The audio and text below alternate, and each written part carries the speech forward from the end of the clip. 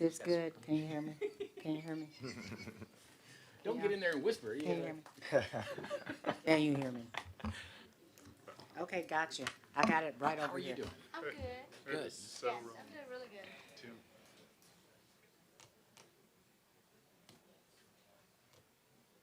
Yeah, I want these to be good, but they're. I mean, some of them are a little like. Some of them are big. Good evening and welcome to the Spalding County Board of Commissioners August 28th Board of Zoning Public Hearing.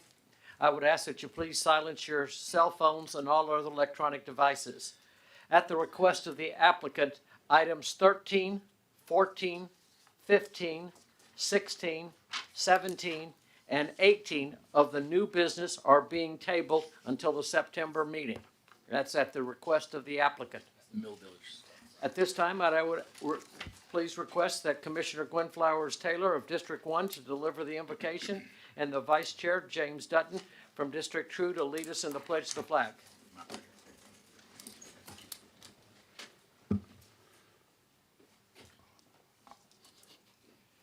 Father God, we come to you this evening in thanksgiving, thanking you for good food to eat, for clean air to breathe, fresh water from the sky, and the safety that some people don't have in other countries in our world.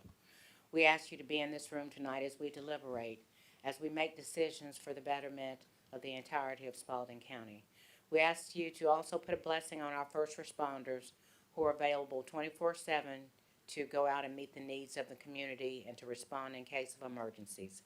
We ask you to bless those who could not make it here tonight, and we'll ask for safe transport as those leave here this evening. All of these things, Father, we ask in the name of your Son, Jesus. Amen. Amen. Please join me in the flag of our pledge to our flag. I pledge allegiance to the flag of the United States of America and to the republic for which it stands, one nation, under God, indivisible, with liberty and justice for all.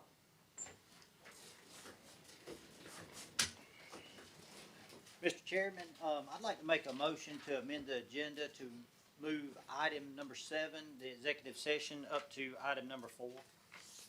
Second. I have a motion and a second. We will now enter the executive session for the following. Nope, you got it. Yeah. Oh, I'm sorry. We got to vote on that. Yeah. Any discussion? All those in favor, please signify by raising your hands. 5-0, motion carries. We will now enter executive session for the following purpose. Conduct executive session for the purpose of discussion and authorization of negotiations relating to the acquisition, sale, disposal, or lease of real property as permitted by OCGA 50-14 3B1B, where public discussion could adversely affect the county's position. And number 2, the consultation with the county attorney or other legal counsel to discuss pending or potential litigation settlements, claims, administrative proceedings, or other judicial actions brought or to be brought by or against the county or any officer or employee, or in which the county or any office or employee may be directly involved, as provided by OCGA 50-14-1. So moved for the preceding reasons. Thank you. All right, Second. I have a motion and a second. Any discussion? All those in favor, please signify by raising your hand. 5-0. We're in executive session. We will come back We'll out come back as soon as we can. when we're done.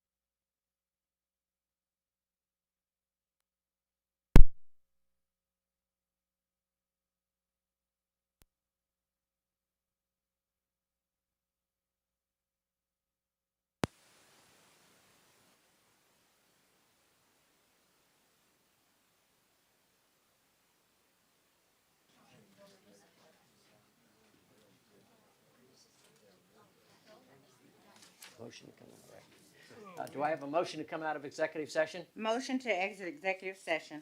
Second. I have a motion and a second. All those in favor, please signify by raising your hand. Unanimous for at this point. Thank you all. We're concerned about a specific issue, and we had to do it right now. Jake, Come out already? yeah, we're already out. Sorry. Mr. Chairman, I like to make a motion. I make a motion to be part of the third tier settlement of the opioid, the nationwide opioid settlement agreements. Second. I have a motion and a second. Any more discussion? All those in favor, please signify by raising your hand. 5-0. Motion carries. All right, where are we? Okay. New business. Item number 1. Public hearing. No public comments tonight. Nope. Sorry. Consider adoption of the Spalding County 2025 millage rate. Dr. Ledbetter, if you'd lead us through this part.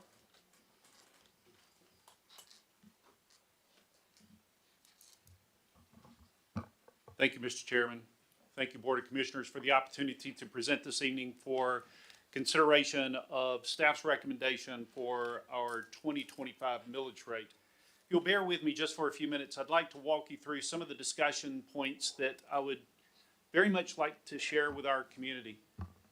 If you look at the screen, over the course of the last,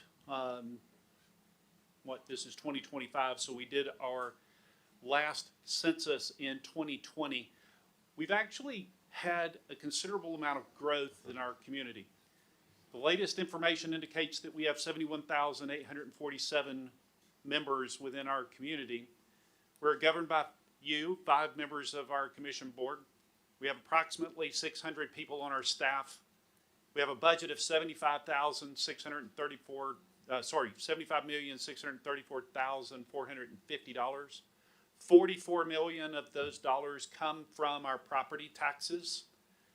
8,784,000 come from our local option sales tax.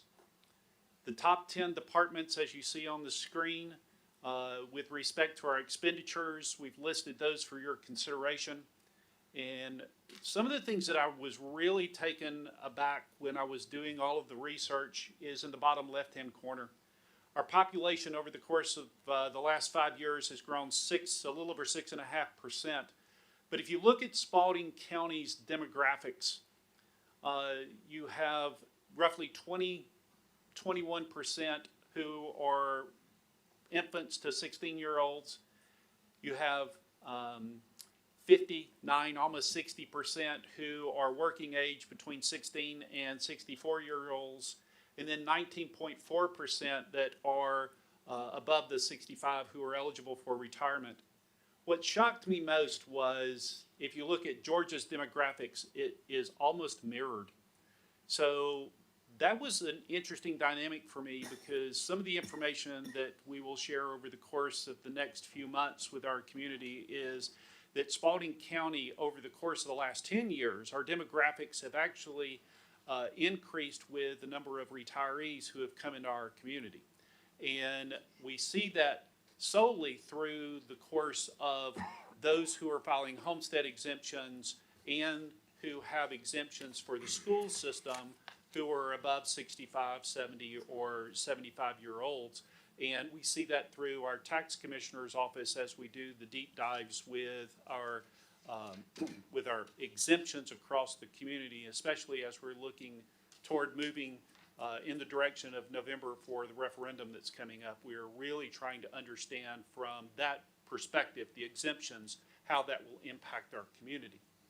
Also, I would like for you to notice that those who are living inside of our community, who are working outside of our community, which is the pie chart in the middle of the screen, approximately 50% of our residents leave on a regular daily basis, going to Atlanta and beyond for their employment.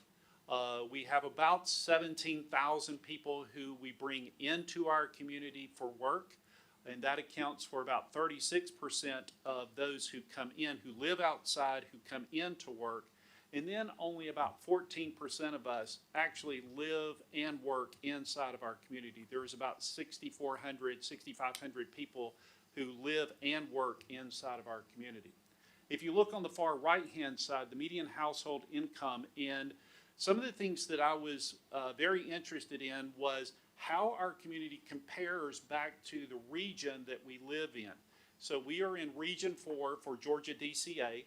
The highest median household income actually comes, believe it or not out of Fayette County. It comes from Coweta County, and the information listed is $94,100 for the top end of the median household income, and then for the bottom end, it's District 4.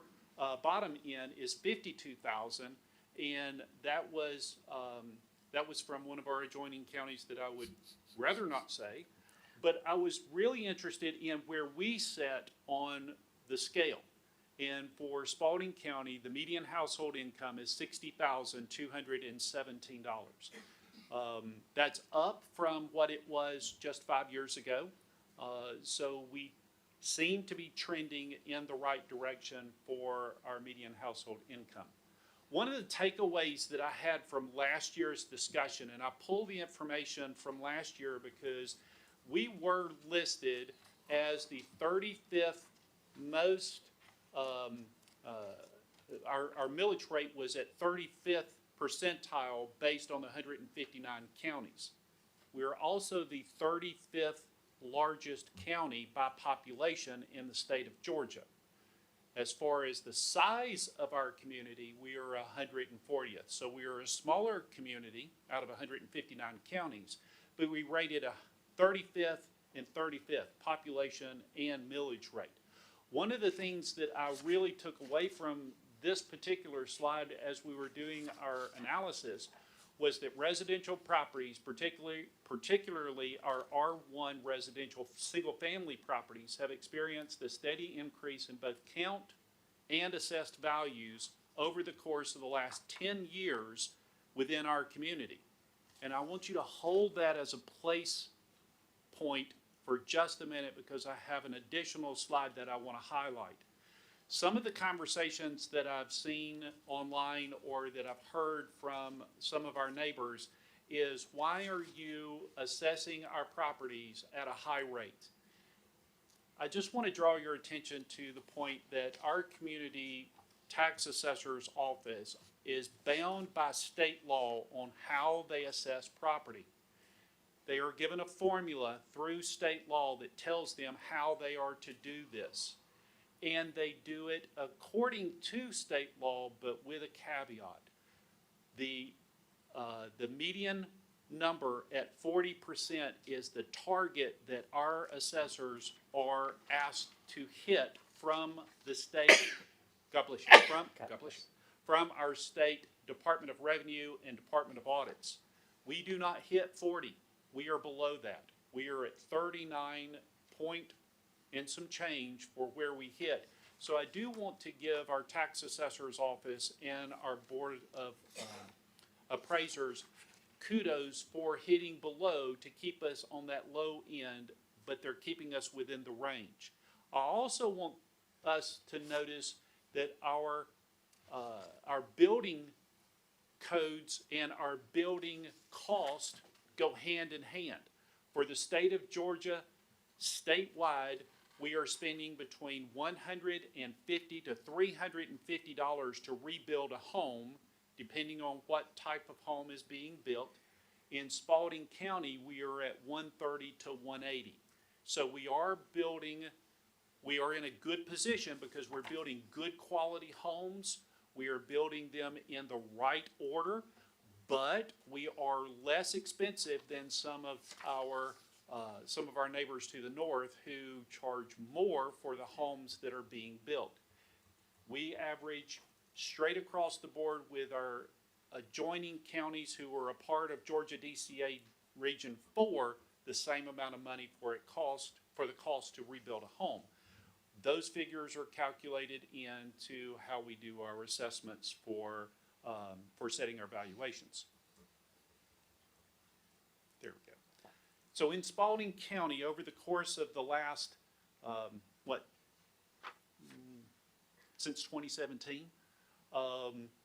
Here's the growth rate, annual growth rate that we have seen. So if you look at the top line, which is blue, you will notice that that is our residential properties. Year over year since 2020, we have seen a 7.4% increase in the number. And if you look, please forgive me, 7.6% increase in the number. For commercial, we have seen during the same period of time a 7.4% increase in the number. But if you notice the differences in the lines that you see on the chart, residential seems to be higher, and the reason is because there are far more residential properties than there are commercial or industrial, and the industrial is almost flatlined. So what does that tell us? It tells us that we are moving in the right direction for how we are zoning and how we are developing our community because of the decisions that this board and the Water Authority have made over the course of the last year by bringing sewer in for Arthur K. Bolton Parkway and moving us forward to increase both the commercial and the industrial side, and that is very intentional. The intent there is to increase the number of commercial and industrial properties to offset the taxes for our residential population. So, May 19th, 2025, the Board of Commissioners did an estimated rollback rate. I don't know if you remember this, but this was done by resolution under House Bill 581 in 92. We were required to provide an estimated rollback rate. Our estimated rollback rate for this year was set for 15.45. That would have been 1/10 of a mil less than from last year. Last year, our millage rate that the board set was 15.55. How do we derive this information? So our tax commissioner is required to file two forms. One is for county M&O using the form that you see here on the screen that showcases every single property and the zoning for those properties and the exemptions for those properties.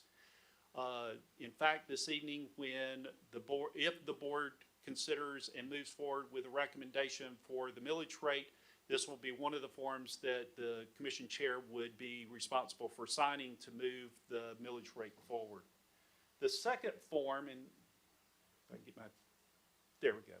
The second form is a PT 32-1, which is also a form that will be required to be signed by our commission chair should you move forward with the millage rate. Highlights a couple of things that I would very much call your attention to.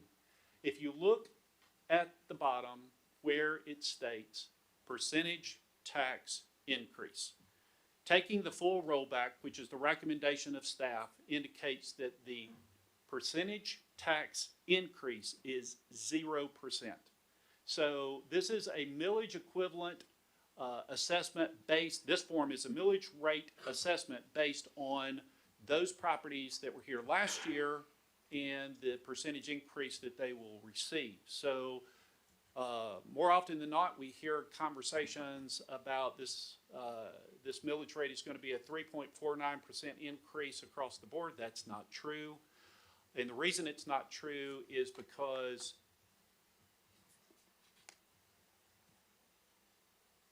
since 2007, we have increased the number of residential properties by 7,000.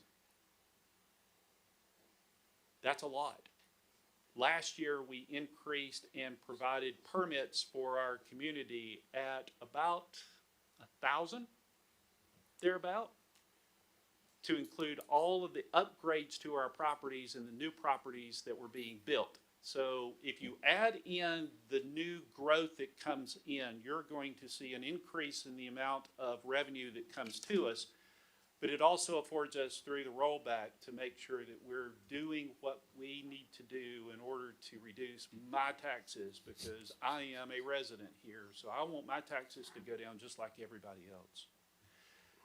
There's a second piece here that I would ask for you to consider, which is our fire district tax. One of the considerations that we had during the budget session for setting our expenditure budget was to add one additional firefighter to each one of our trucks and each one of our shifts. And the fire district tax, in order to do that, will require a very small increase of 0.25 for our unincorporated Spalding County area, which will take our millage rate to 3.732. And it affords us to be able to do just that, add that additional firefighter for safety. One of the things that that is a part of this discussion is that every year we send back to the Department of Revenue a letter that indicates that we're using all of the monies that come back to the county for our insurance premiums solely for the purpose of fire services. And we do that to ensure that we keep this number as low as we possibly can in order to satisfy the services of keeping all of our insurance premiums as low as we possibly can. Because the fire department that we have, these heroes that we have in place, and the amount of funds that we expend in order to satisfy that department really helps us maintain our very low insurance premiums for our community. Some of the things that I do want to highlight as well is that inflation hits a county just as much as it does us at home. And I wanted to put a graphic that actually showcases that. So Investopia actually had a great graphic that showed the cost of coffee. In 1970, it cost $0.25. And in 2024, don't go to Starbucks and expect a $3.08 coffee because it might be a little bit more. I would encourage you to spend your money downtown at the coffee shop here in Griffin. But if you notice the chart on the left-hand side that talks about the inflation, you will notice one thing in particular, and that is that county budgets typically lag inflation. And there's a reason for it. We work very, very diligently, your staff works very, very diligently to ensure that we are only asking for the bare minimum funds that we need in order to satisfy the services that we bring before our community. And in order to do that, we do lag behind almost a year on the requests that we have been asking for over the course of the last 4 years. And we do that to make sure that we don't get out in front of inflation. And if you look at the numbers and go back and really highlight them, as an aggregate, we're about 0.5 percentage point under the inflation rate for the last 4 years. So I'm very happy that we've been able to satisfy that requirement. So here is the 2025 Tax Digest and 5-year history of levy. And staff is making the recommendation for a millage rate of 15.256 with a full rollback request for this year. And just to give you an indication of where we have been, over the course of the last 20 years, we cannot find where the county has ever accepted the full rollback. We've accepted some partial rollback, but this would be the first time in the 20 years worth of data that we've been able to pull that indicate that this would be the full rollback for the recommended millage rate for this year, which will take us from 15.55, last year's millage rate, to 15.256. And with that, Commissioners, I will entertain any questions. Questions? Oh, thank you for that report. All right. Do I have a motion? Mr. Chairman, motion to adopt the Spalding County 2025 millage rate. I have a motion and a second. Discussion. Excited that we can lower taxes yet again. This is absolutely great work on your part and the staff's part to be able to do this in January. The commissioners sat down with the county manager and said, this is the direction we want you to go. We want to reduce taxes on the citizens. This has been a constant for the last few years of what we've been able to do. The county manager has done a great job in getting a press out and making money for us somehow to be able to make that work so that we can get all the stuff done we wanted to do. All right, I have a motion and a second. Any other discussion? All those in favor, please signify by raising your hand. 5-0. Motion carries. Thank you. Thank you, sir. All right, consider adoption of the fire district tax for 2025. Do I have a motion to approve? Mr. Chairman, I'd like to make a motion to approve the fire district tax for 2025. All right, I have a motion. Do I have a second? Second. I have a motion and a second to make the fire district tax 3.732. Any discussion? All right, all those in favor, please signify by raising your hand. 5-0, unanimous. Last item says adoption of the Griffin Spalding County School System 2025 millage rate. I want to make sure everybody understands, we don't approve the board of the district's tax millage rate. What we do is consolidate it and send it to state. So whatever they vote, they send to us, and our great CFO pulls it all together and sends it forward. Do I have a motion to approve? Motion to adopt the Griffin Spalding County School System's 2025 millage rate. I have a motion. Do I have a second? Second. I have a motion and a second. Any more discussion? All those in favor, please signify by raising your hands. Thank you. Motion carries. Big work. Well done, staff. Let me see where we are. Consideration to adopt the audited street light assessment. Deputy County Manager, Ms. Eric Dye.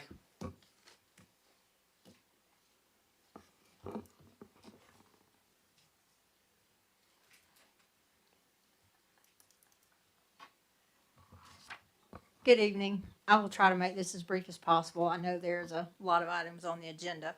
I just wanted to take a moment to explain the need for the streetlight district audit.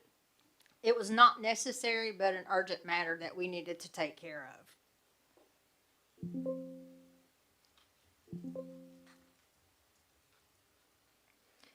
of. To ensure that a comprehensive and collaborative approach was made, we brought together a diverse team of stakeholders, which includes our GIS team, the tax assessor's office, members of the tax commissioner's office, the county attorney, different staff members, and also Croy Engineering. This audit was initiated in December 2024 in response to growing concerns about inconsistencies and outdated processes concerning our streetlight districts. Over time, we discovered that the lack of a formal review had led to several operational and financial issues that needed to be addressed.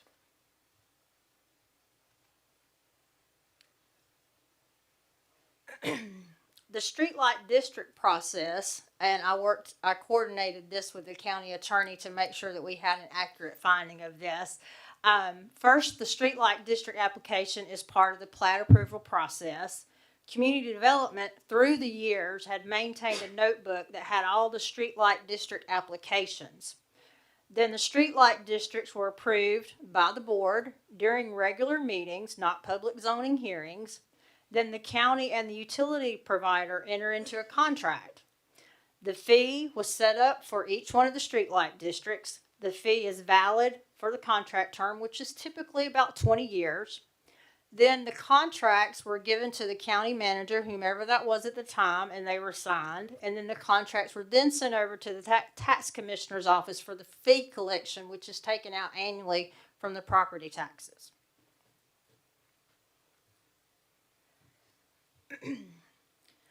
Currently, Spalding County pays for 91 streetlight districts. However, during our review, we have discovered that over 638 parcels of part of these districts are without an official approval letter from the Board of Commissioners. Even more concerning, there are 47 districts that are either overpaying or underpaying their share of the annual streetlight cost. This imbalance has created a deficit of $55,000, which the county is currently absorbing.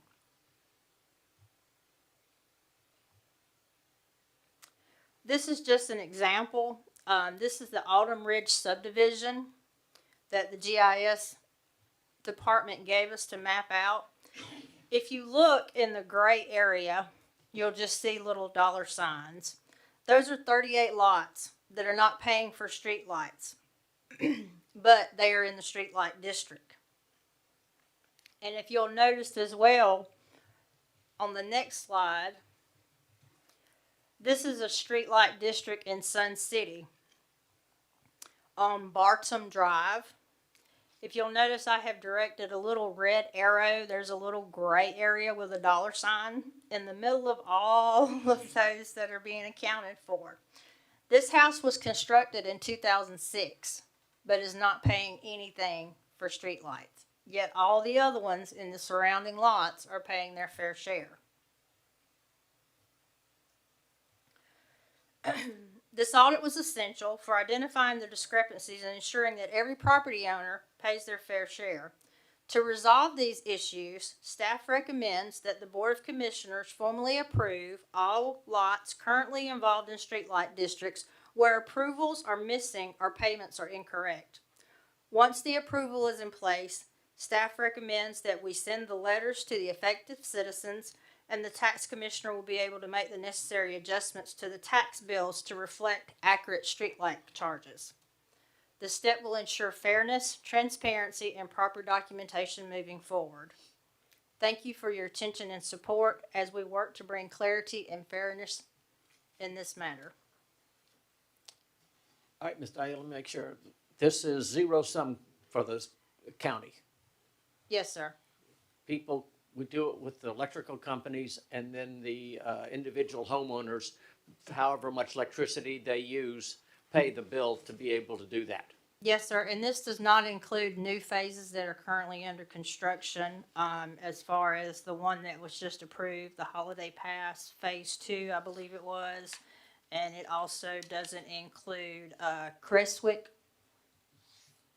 21 parcels as well. So there's several that are still under construction that have not been considered as far as brought forward to you guys for approval, for authorization. Okay, May I ask a question, please? absolutely. Erica, what is gonna be the game plan going forward so we don't hit this same bump in the road? How's it gonna be? Collectively, we are going to work with the tax assessor's office and community development to make sure that these streetlights don't fall through the cracks anymore, because in the past, we've had so much turnover with various people in employment in the director's position that it's just fell to the wayside. Commissioner, with respect to your question, I actually built a workflow process for the streetlight district that also includes a biannual audit for all of the streetlights. So every 2 years, we will audit every streetlight system as we just did over the last 6 months. It won't take us 6 months any longer, but it is set up right now with our process in place to do just that. So who is we? Oh, planning and development.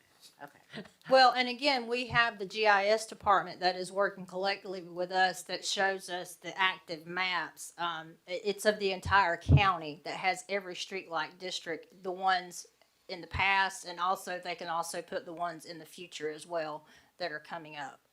So on the one map that you showed us, some people were paying $29, some people were paying $30-something, some people were even paying $40. Yes, ma'am. How is that going to be uniform going forward? Will these rates all be the same, like in a certain subdivision? I'm not understanding how come it's different. Yeah, that's actually a really good question. It was a question that I had as well when we've sat down and reviewed all of the information that we had. So if you see different rates within a subdivision, it is most likely because there are two different carriers in that subdivision. So you could have Georgia Power carry one pod and Georgia EMC carry another. And as a result of those changes, you're going to have a different rate. Okay. If you look at some of the other subdivisions across the county, one area of the subdivision may have one type of street light, and the other side of the subdivision may have a completely different That's street correct. light setup. just by the way that the aesthetics look for the street light pole, and that would be a difference in the price as well. We have calculated every penny from the bills that we receive from the carriers, from the utility carrier, to ensure that we are calculating the streetlight information correctly for every single parcel. So how do we deal with inflation? Because some of these people have been paying the same thing for 20, 30 years. That or is more. correct. We have gone back and taken a look at all of the streetlight districts, and we do not see where there will be a large difference between what they were paying and what they will pay. In fact, the majority of the bills, you might see a quarter of an increase for the full year, simply because you are spreading the total cost of those streetlights to the entire subdivision or to the entire pod. Okay. See, if you look at the one in there in yellow, you'll see a whole bunch of ones that aren't being taxed yet. And so when those houses are moved into, it will And just that be. rate may go down. Correct. Okay. Well, and just like Dr. Ledbetter said, as far as the lighting, I have something from Central Georgia where they had, in this particular subdivision, not Sun City, but they had 10 colonial style LEDs with a straight pole. And then they had a different type, just like Dr. Ledbetter stated, there was 41 of a colonial LED at a discounted price, so it looks like they were smaller. So as he stated, there's two, multiple types of lights as well as different utility companies as well. Okay. That's all I had. I would entertain a motion regarding the approval of the audited streetlight assessment. Motion to approve the audited streetlight assessment. And a second? Second. I have a motion and a second. Any more discussion? All those in favor, please signify by raising your hands. 5-0, motion carries. Thank you, Thank you, Deputy Erica. County Manager. Thank you. Item number 3, public hearing. Yes, sir. Item number 3, public hearing 2025 capital improvement element and community work program for Spalding County, and approve the transmittal to Three Rivers Regional Commission. I believe Director Allen has a few comments, sir. Do we have anybody speak on the hearing part? I do not see anyone who has signed up for the CIE or the CWP this evening. Okay. Do I have a motion to close? You didn't get a Oh, motion. excuse me. Do I have a motion Motion to to open? open. Motion to open public hearing for the 2025 CIE and community work program for Spalding County. And a second? Second. A motion and a second. Any more discussion? All those in favor, please signify by raising your hand. 5-0. Thank you. Do I have- Motion to adjourn, close public hearing. I have a motion to close the public hearing. Do I have a second? I have a second here. All those in favor, please signify by raising your hands. 5-0, motion carries.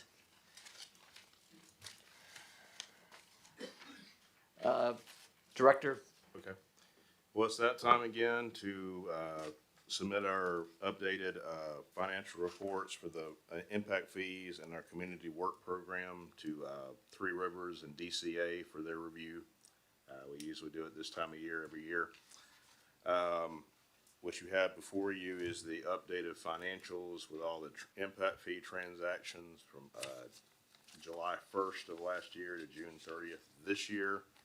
You also have an updated chart with all of the community work program items for this year, plus 4 more years of things that are being completed with updates on them, as well as future projects and goals for the upcoming next 4 years.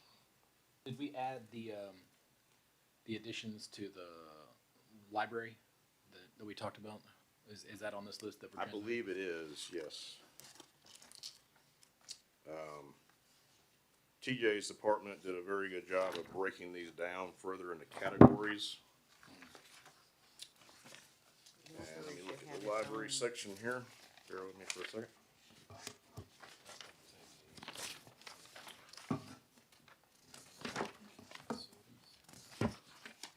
Hang on.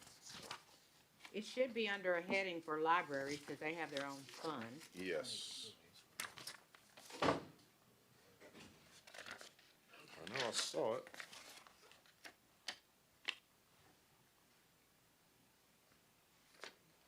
may have been in If it's the, not there, I'd like it added before we transfer. it's in the county. Okay, there's a library roof and the library parking lot. Go back up, Eva, I'm sorry. Yeah, I see, under county facilities. Yes, right at the back, yes. Okay, that take care of it, James, for you? So it's not just the parking lot though, it's like an expansion for the library and the parking lot. Can we put an and between library parking? I know that sounds pedantic, we just wanna make sure that that stuff gets covered when it's time to. You're talking about that line, expansion of library and parking lot?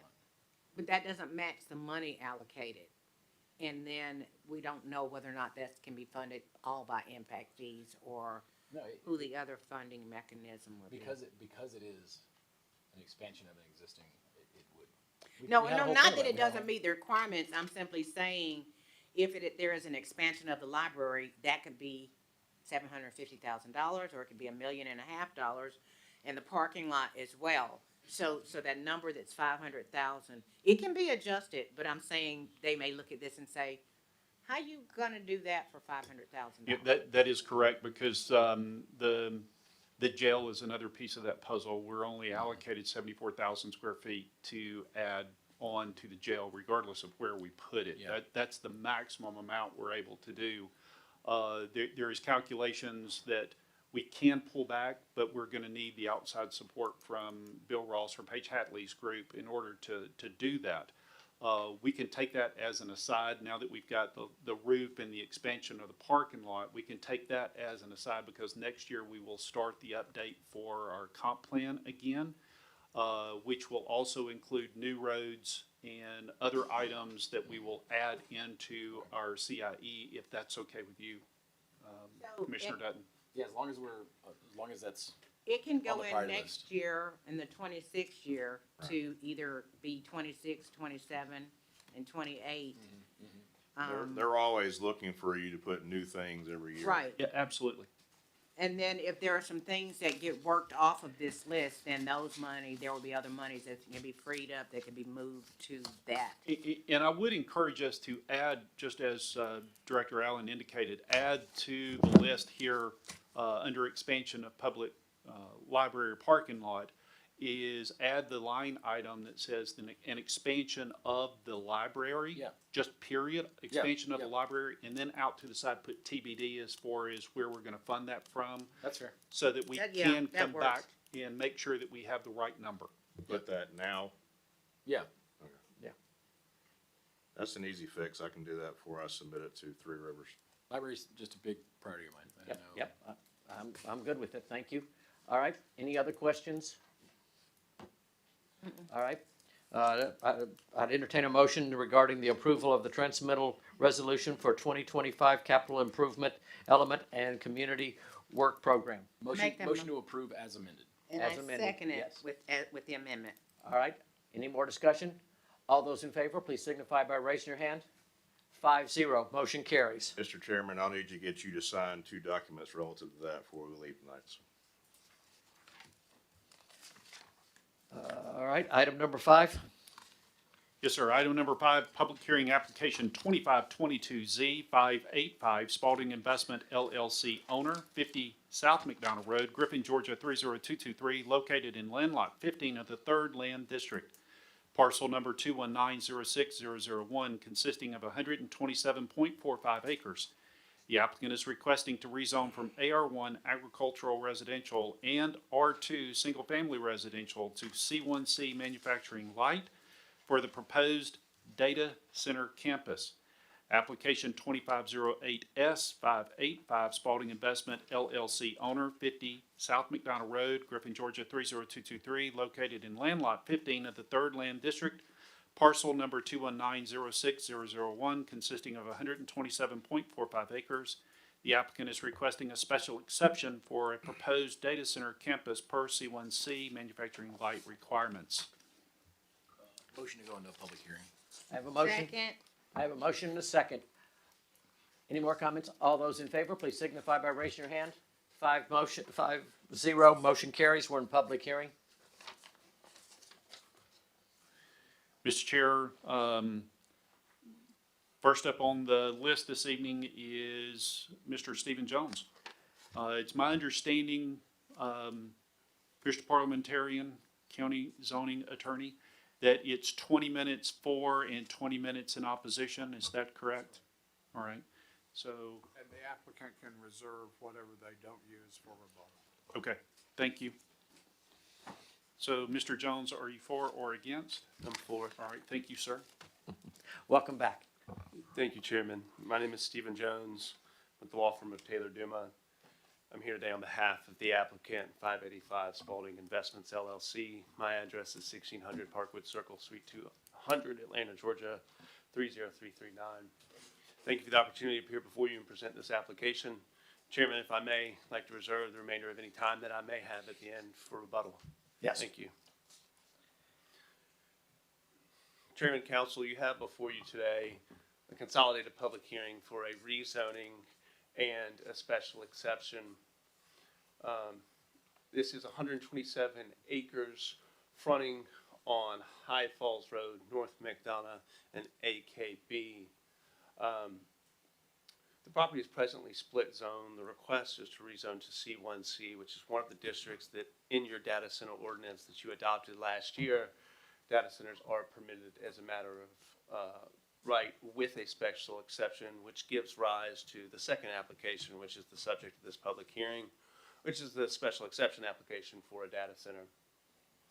I want to highlight, this is the existing zoning map that you see on your screen. The orange color is PDD, the purple is C2, and you'll see, and we'll get into a minute, there's been a trend of zoning parcels along AKB for industrial style uses, most notably those parcels on the south side of AKB, south of the subject property, and to the east of the Lakes at Green Valley Industrial Park. Zooming in, you can see more of the subject property. That zoning trend is commensurate with decades of your comprehensive plan, which have called for not only economic development, which you can see here on the excerpt from page 20 of the comprehensive plan, but also a strategy in your future development map or your future land use map for employment zoning along AKB. You'll see that highlighted blue on your screen, and you'll see the subject property outlined in red. As the Commission knows, this Commission's made a number of decisions in furtherance of that future land use map. And as Dr. Ledbetter pointed out earlier, that's been a strategic decision to grow the economic base and the industrial base in the county.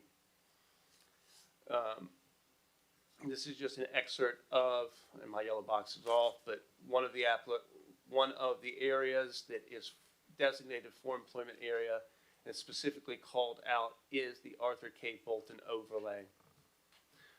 Within that, it calls for master plan campus-style business parks or industrial parks. Well, I'll get to the concept plan in a minute. You'll see that's exactly what is proposed here. We like to view this as a continuation of the Lakes at Green Valley Industrial Park. When you rezoned the south side to C2 and PDD, that continued that push and that expansion or de facto expansion of the park eastward. Here we have a collection of buildings designed for a data center. You will see 6 buildings highlighted on your screen. The area you see shaded gray to the western side of the property is the substation. There are existing transmission lines, and we'll get into power in a minute, but there are existing transmission lines on the site. There are also existing power signs on, there are existing power lines as well, transmission lines at the Lakes at Green Valley Industrial Park. You can see those transmission lines traversing the property there on the north side. Looking at our site plan, one thing that I want to note is from some comments that we heard previously from the commission was the desire to screen industrial buildings similar to the way that the Lakes at Green Valley are screened from AKB. As we've adapted this site plan, we've done that and we've included a buffer along all properties in excess of what the staff recommended conditions are, including 250 feet along High Falls and an additional 100 along all three remaining sides. You can see also the property is at an elevation. So you'll have a natural built-in berm as you come in along AKB and you see the property. In addition to that, as we move forward, there is a larger buffer along High Falls and along North McDonough Road. To develop this property, we're also going to have to dig down into the property, and that elevations of the buildings will be significantly lower, providing an additional visual screen commensurate with the other industrial developments along AKB, which this board has approved. Stephen, let me just make sure I've got this, all that. We're talking about the same 10-foot and 10-foot, 10-foot berm and 10-foot trees on top.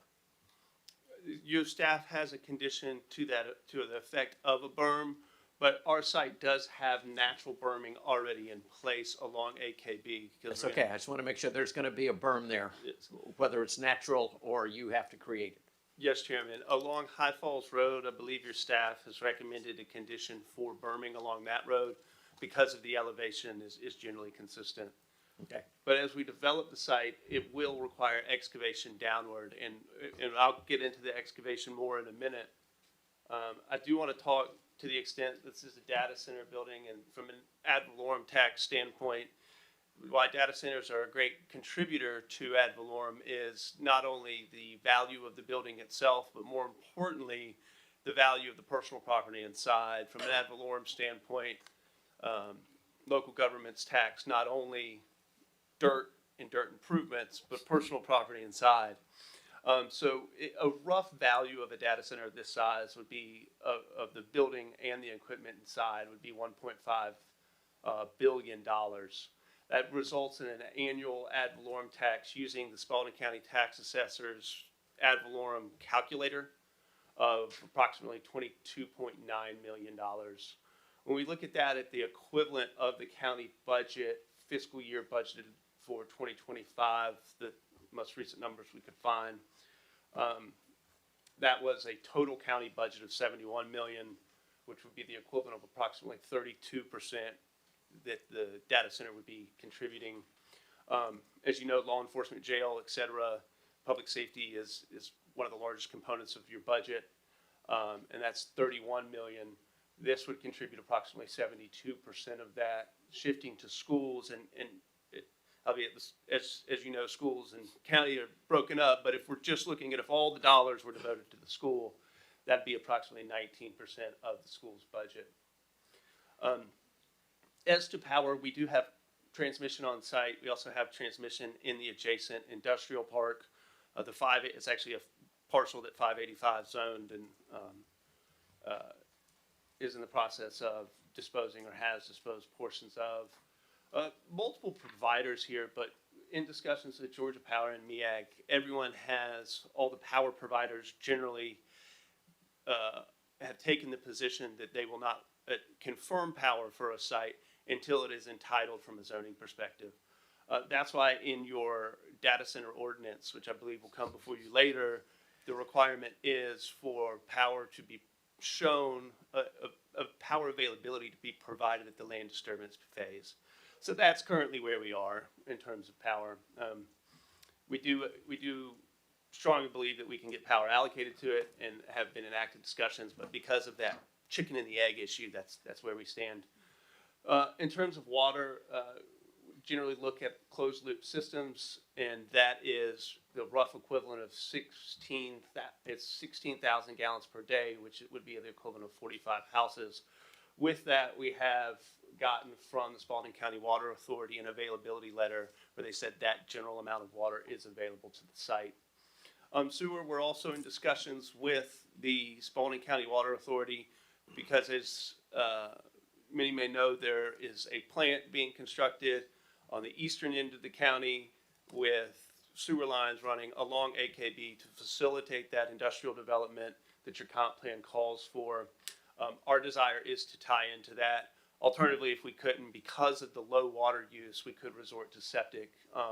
And with a closed loop system, that would just be household use water flowing out generally. There were some questions at the last hearing. Croy Engineering, this site is in proximity to the future planned Griffin Spalding Regional Airport, which Croy Engineering designed. In response to that, we have engaged Kimley Horn, specifically Miss Rebecca Collins, who's in the audience tonight. There's Rebecca. Rebecca previously worked for Croy and was part of the team that designed the new proposed Griffin Spalding Airport. She and her team looked at this and came up with an elevation of 903 feet of the top of the building. And with that top elevation, their determination is under the relevant code of federal regulations, which is the FAA's regulations, there would be no physical impacts at that elevation. The development they also found the development falls outside of the airport's safety restricted areas and the runway protection zones, both the initial and the future, if you chose in the future to expand the runway. And with that, they found that the proposed project is a compatible land use. One of the reasons for that is it's occupied by computers and not people. As you may know, data centers are relatively low in terms of employment given comparable size. They do have substantial employment and employ people at a high salary, but compared to an industrial facility that's manufacturing widgets, there's not as many people inside. So given that, it is a compatible land use and would not promote large fires with large congregations of people and then result in fires that could, if something catastrophic happened. Additionally, they concluded that there is no current or future land acquisition for the proposed airport at this site. There are no structures also within the future easement acquisition areas. Additionally, the Griffin Spalding Airport does require dirt to construct. I don't believe there's enough dirt on site, is my understanding. As I've mentioned, we would have to carve this site out and bring the elevation down to develop it. We'll have extra dirt and be happy to give it to you for the airport. So we also think that that's a benefit for the airport construction. So with that, Kimley, Horn, and Rebecca concluded that it would be a compatible land use and could potentially be a benefit for the future airport. We've also committed to engaging Kimley Horn prior to construction. You have to apply, if you're near an airport, you have to apply to the FAA using Form 7460 to get the FAA's consent for that structure to be built. We will use Kimley and Rebecca, since she has intimate knowledge with this airport, to gain FAA's approval prior to constructing the data center. Additionally, we've committed to some other measures which aren't required, but we think that they are good form. Number one, obstruction lighting on top of the data center, similar to what you'd see of anything else kind of in a runway area. All exterior lighting facing downward. That's things that we've talked about on other industrial developments, like night sky friendly lighting, but that's also something we're committing to given the proximity to the airport.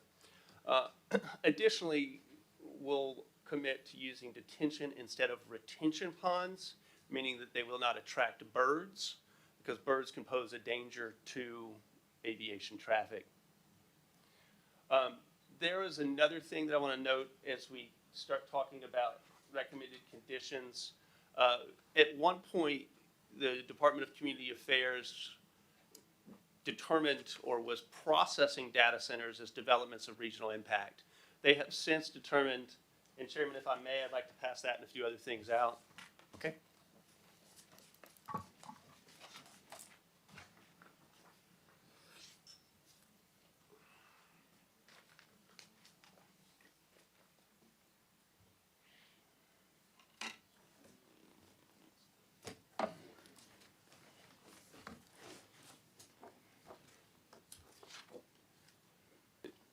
Dr. Ledbetter is going to distribute to you what I've handed out in this order. Kimley Horn's in Rebecca's analysis, which I gave you the highlights of, but that entire analysis is in there. Number two, email with Department of Community Affairs confirming that they are not processing data centers as developments of regional impact anymore. I can confirm also on another application, I've had them tell me that in another jurisdiction. And then finally, recommended conditions, which I'd like to go through. These are, not to get too deep into Mr. Allen's presentation, but staff has in your agenda packet recommended conditions for this application, most of which we think are wonderful. We would just like a few clarifications. Number one says all measures required by the DRI report shall be implemented. Well, that creates a chicken and the egg, because if we can't get a DRI because the DCA won't accept a DRI for a data center, we're in limbo. Two is the property shall be rezoned to C1C only for the data center campuses for uses compatible with the employment character area. New airport. We feel that that might create some ambiguity for our potential end users. So we'd like that final clause stricken related to the character area and just leave it limiting to the use to data centers. We think that's pretty clear and gives the board the assurance that what we're proposing is what it will be, because you've rezoned it for one use only. Let me just ask you something. You said that this recommendation says that there's not a requirement for a DRI for a data center. That's correct. I don't get that. It just says that there's nothing in the ordinance that gives an authorization that it should be. That's correct. So the question that I posed to DCA Commissioner was that data centers are no longer considered to trigger a DRI. So the triggering event for a DRI is a rezoning, building permit, LDP, variance, any kind of application to do anything. You have to identify the use when you do that. You then there's then a table of thresholds in DCA's regulations for various uses, houses, industrial, mixed use, landfills, commercial, all those things. If it exceeds that threshold, then the regional commission, here Three Rivers Regional Commission, will make the determination and inform community development that the DRI threshold has been exceeded. What Ms. Yoder, the program manager for DCA, is saying is that, long story short, yes, we're no longer considering data centers to trigger a DRI because there is nothing in their regulations triggering that. So they are no longer accepting, when we send up, or when the local government's staff sends to the regional commission an application that is for a data center, the regional commissions at DCA's direction are saying this doesn't trigger a data center, it doesn't trigger a DRI, because there is nothing in their regulations that sets a threshold for when a data center would or would not be a DRI. So yeah, I hear what you're saying, but we all know that it needs to be one. They may not require it, but because we don't know enough about data centers, how But can we? if the only place we can get it from is this group, and they're saying we don't do them for this kind of project, so you can't get one from us because we don't do them. No, you can request a DRI, whether you can't force them to do a DRI, but it says they're working on, the DRI hasn't been updated in 10 years, and they're working on it now. So clearly, there's some work going on, and this is not the first time that we've had this. And go ahead, I'll just address that when you get finished. Take my seconds off that I took off his time, sorry. Okay, thank you. So, yes, Commissioner Flowers, just to that point, they are governed by the regulations, and if they don't exceed a threshold, they can't process it.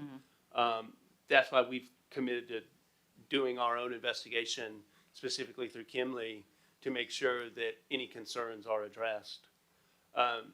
Going back to the staff recommended conditions, number 3 provides that all codes, standards for data centers existing at the time of the application was filed shall be complied with. That's just to ensure consistency between the staff recommended conditions and the ordinances in effect at the time that they exist now. Number 4, all data center overlay zone height restrictions shall be adhered to. Got it. We're all for that. All county buffer landscaping requirements shall be adhered to. We consent to that one as well. Number 6, the area between the stream buffer and the eastern property boundary shall remain as an undisturbed natural area. Our site plan contemplates that. We think that's a great idea and provides a great buffer. Chairman, to your point, there shall be a 50-foot undisturbed, number 5 says there shall be a 50-foot undisturbed planted buffer along High Falls Road frontage with at least 10 feet of the front width of the buffer with a berm and planted evergreens on top. So we've got our natural berm on the AKB side, we've got our undisturbed area on the east side, and then along High Falls, we have the planted buffer. And then it goes on to discuss how that community development will assess the buffer and determine the remainder of the buffer if it needs to be replanted or if the existing vegetation is acceptable. May I? Yes. Hold, just make sure I'm looking at, it's all right for him to continue on, right, Nick? You've given him 20 minutes. Well, I might have took maybe like a few seconds. I mean, in fairness, if he was answering questions from you, I think there's appropriate. Yeah. I would treat it like stoppage time at Atlanta United. Okay. All right, Stephen, let's go with another 4 or 5 minutes and then be done. I can wrap it up in that time. Okay, too. thank you. Condition number 9 is the area between the stream and the western property. You'll remember where our substation will remain as undisturbed as possible. We just like to make that consistent with the site plan, which is the wording we've provided, just to make sure there's no ambiguity between the concept plan that we provided. And then the existing slopes along the shoulder within the rights of way of High Falls and South McDonough shall remain as is, except where entrances are necessary.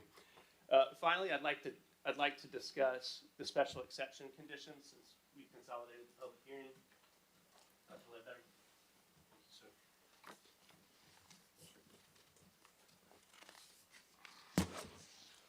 Again, with the special exception conditions, we're generally fine with staff's recommended conditions, but we would like some wordsmithing.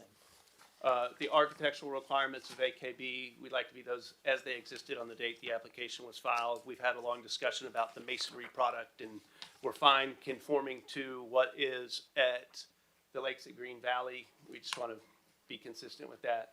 Same issue with buffer land and setback and landscaping requirements as they exist now. Number 3, with respect to the DRI, we've had that discussion. Number 4 is a carryover from the rezoning regarding data center regulations as they exist today. Number 5 is also a carryover from the rezoning regarding airport overlay, height restrictions. We're okay with that as well. Number 6 is a continuation of the rezoning conditions regarding stream buffers, undisturbed and natural along the eastern portion. 7 is also a carryover regarding the western side of the property. 8 is that High Falls condition, Chairman. Number 9 is the 50-foot setback along AKB. We've exceeded that in our plan. And number 10 is the existing slope condition. 11, we get into new conditions. 11's an A-cell, D-cell on High Falls. We're perfectly fine with that. 12 is availability letters. We just like that to be consistent with the prior discussions around the data center ordinance, that those would be provided at the time of the land disturbance permit. I believe that's the intent, but just want some clarity for our end users. 13 is a closed loop system. We've discussed that extensively tonight. 14 is an acoustic noise study. And then 15 is as expansive decommissioning plans. So we only have a few word tweaks. I think we're principally in line with staff's recommended conditions. Just for clarity for our end users, those are some tweaks that, based on our experience, that they might say, what does that mean? So I'd ask that you vote consistent with the comprehensive plan and vote to approve the rezoning with the staff recommended conditions as slightly modified by the handout I've given you. And then secondly, vote to approve the special exception with staff recommended conditions as modified by the handout I've handed you. Thank you so much. If you have any further questions, I'd be happy to answer those at this time. If not, Chairman, I'd like to reserve a few minutes for rebuttal. Okay, thank you, Stephen. All right. Lee Garner. Good evening. Good evening. I'm not really pro or con, but I did do some research and coming a little late to the game, I think. Ms. but- Gardner, we need your address, please, ma'am. Name and address. Name and address, please. Oh, I'm so sorry. Lee Garner, 601 Bellflower Court, Griffin, 30223.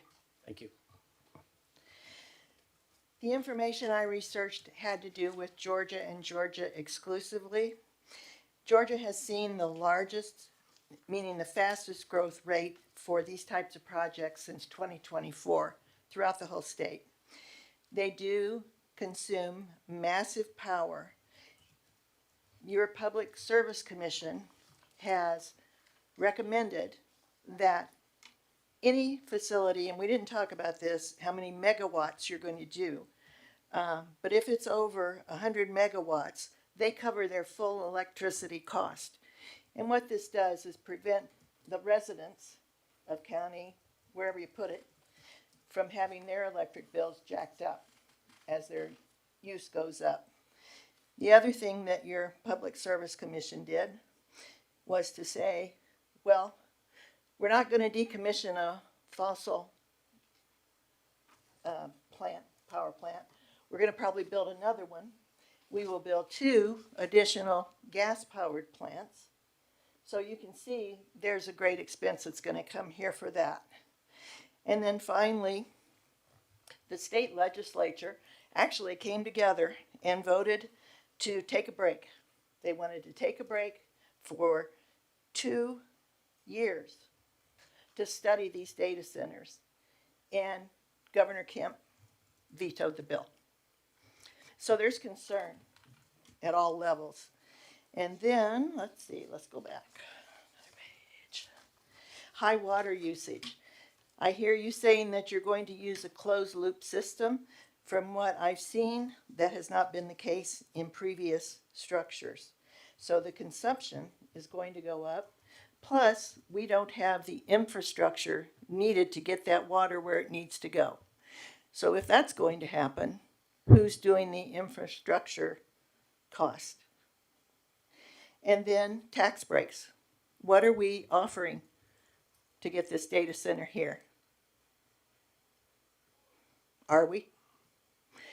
That's rhetorical. You guys should look that up.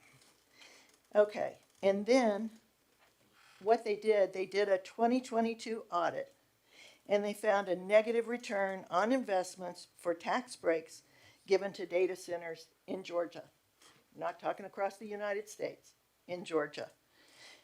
So I think, like I say, probably too little too late at the game, but I think people should take an interest, go research this for yourselves and see what you might be getting in for. It wants to be crystal clear. And one more thing, when would we expect to see money from this building project? Is it 5 years down the road? Is it, 26 million sounds great. We obviously could use it. But when does that happen? Anybody? No, okay. And let's see. I guess that's probably about it. So I'm concerned. I think we should be concerned. These are resources that we may never get back, we may never see. Oh, and the technological aspect was kind of funny when I read it. It said, given the rate of technological change in this industry, you could be obsolete within 5 years. Thank you. Thank you, Lee. Allison Smiley.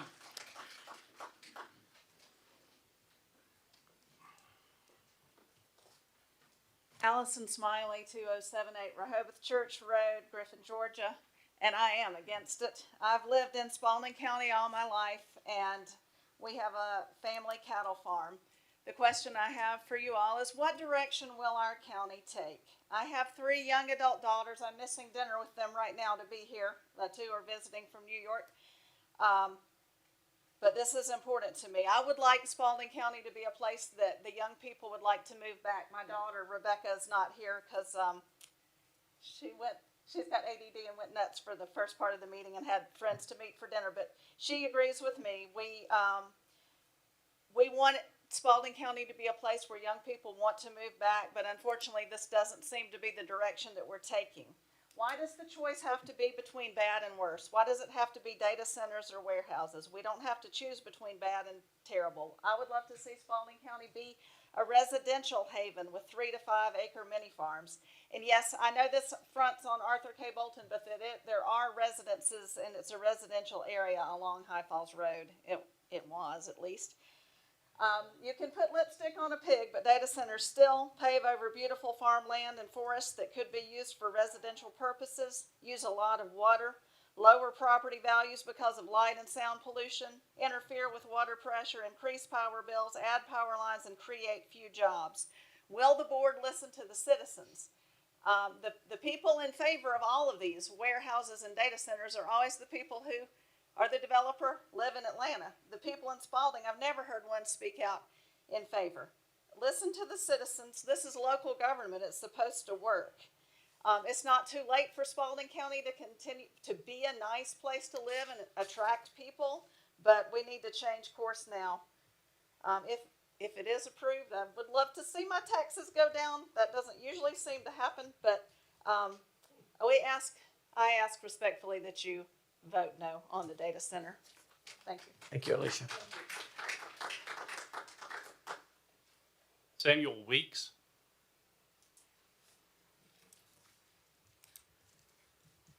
Hello, y'all seen me before. My name's Samuel Weeks. I live at 100 Mimosa Road in Griffin, Georgia. I'm around all the stuff that y'all keep building and improving. I was born here and moved back here as I was getting close to retiring from the Army after 31 years. I wanted a more rural and quiet life for my family home and my kids to have a place to inherit. I bought 65 acres and all but 5 are still wooded. If Dr. Ledbetter's budget presentation is the basis for your decisions on new industries and developments, then consider these. People leave Spalding County to work because they want a place to actually live in a quieter and better environment, not because there aren't enough places to work. I know because I drove from my house to Marietta, Fort Benning, and Elwood over a period of 10 years. People also retire here for the same reason. Don't interpret population increases related to an increase in business and subdivisions only. The living conditions in this county influence that. You cannot correlate commercial and industry on a one person per industry standard. Each new citizen of Spalding County does not mean we need one more industry. Consider more R2 zoning to conserve some of the county's rural feel and keep the industry and commercial confined to 16 commercial area and not bleeding into the residential and agricultural areas. My concern is these recommendations seem to be given when it comes to rezoning and approvals to change a property's classification. I have watched, because I've been here a few times, I've watched a lot of money being spent to clear and prepare land that was agricultural to only see a request for rezoning after the fact. And nobody spends that kind of money unless they already have a kind of a under the table approval.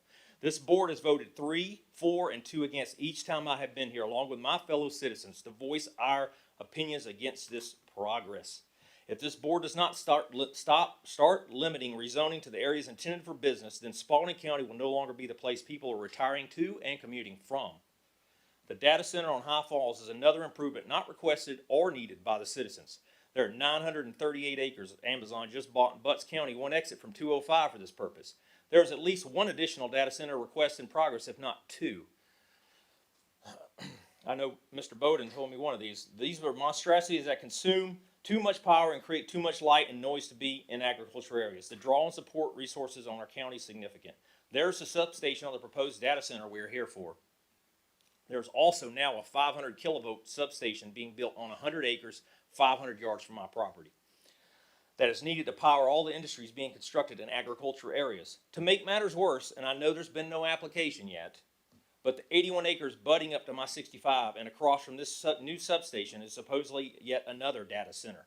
This information is based on talking with the farmer that used to lease that property for his cattle, and he can't now because it's sold. So much for agricultural use. When will we have enough data centers, large density subdivisions, and industry in agricultural areas of the county? Data centers don't create a lot of jobs to draw people into this county. It makes bigger businesses richer by allowing them to buy large parcels of land and then rezone them for purposes they were never intended for. The Board of Commissioners needs to start thinking of the quality of life that the citizens have now living in a rural county and not make it another urban county like Henry or Fulton. Supposedly increased tax revenue does not mean we should transform our county into an urban area. That is not progress. Keep industry from creeping into every agricultural area in the county near I-75. I would have never considered selling my property while I was alive, but at this point, with the direction this county is headed, my family and I have begun to consider selling our tract of land to yet another business that wants to be within 3 miles of I-75. I ask you to consider changing the direction you're taking the citizens of this county and keep us more rural. Vote no.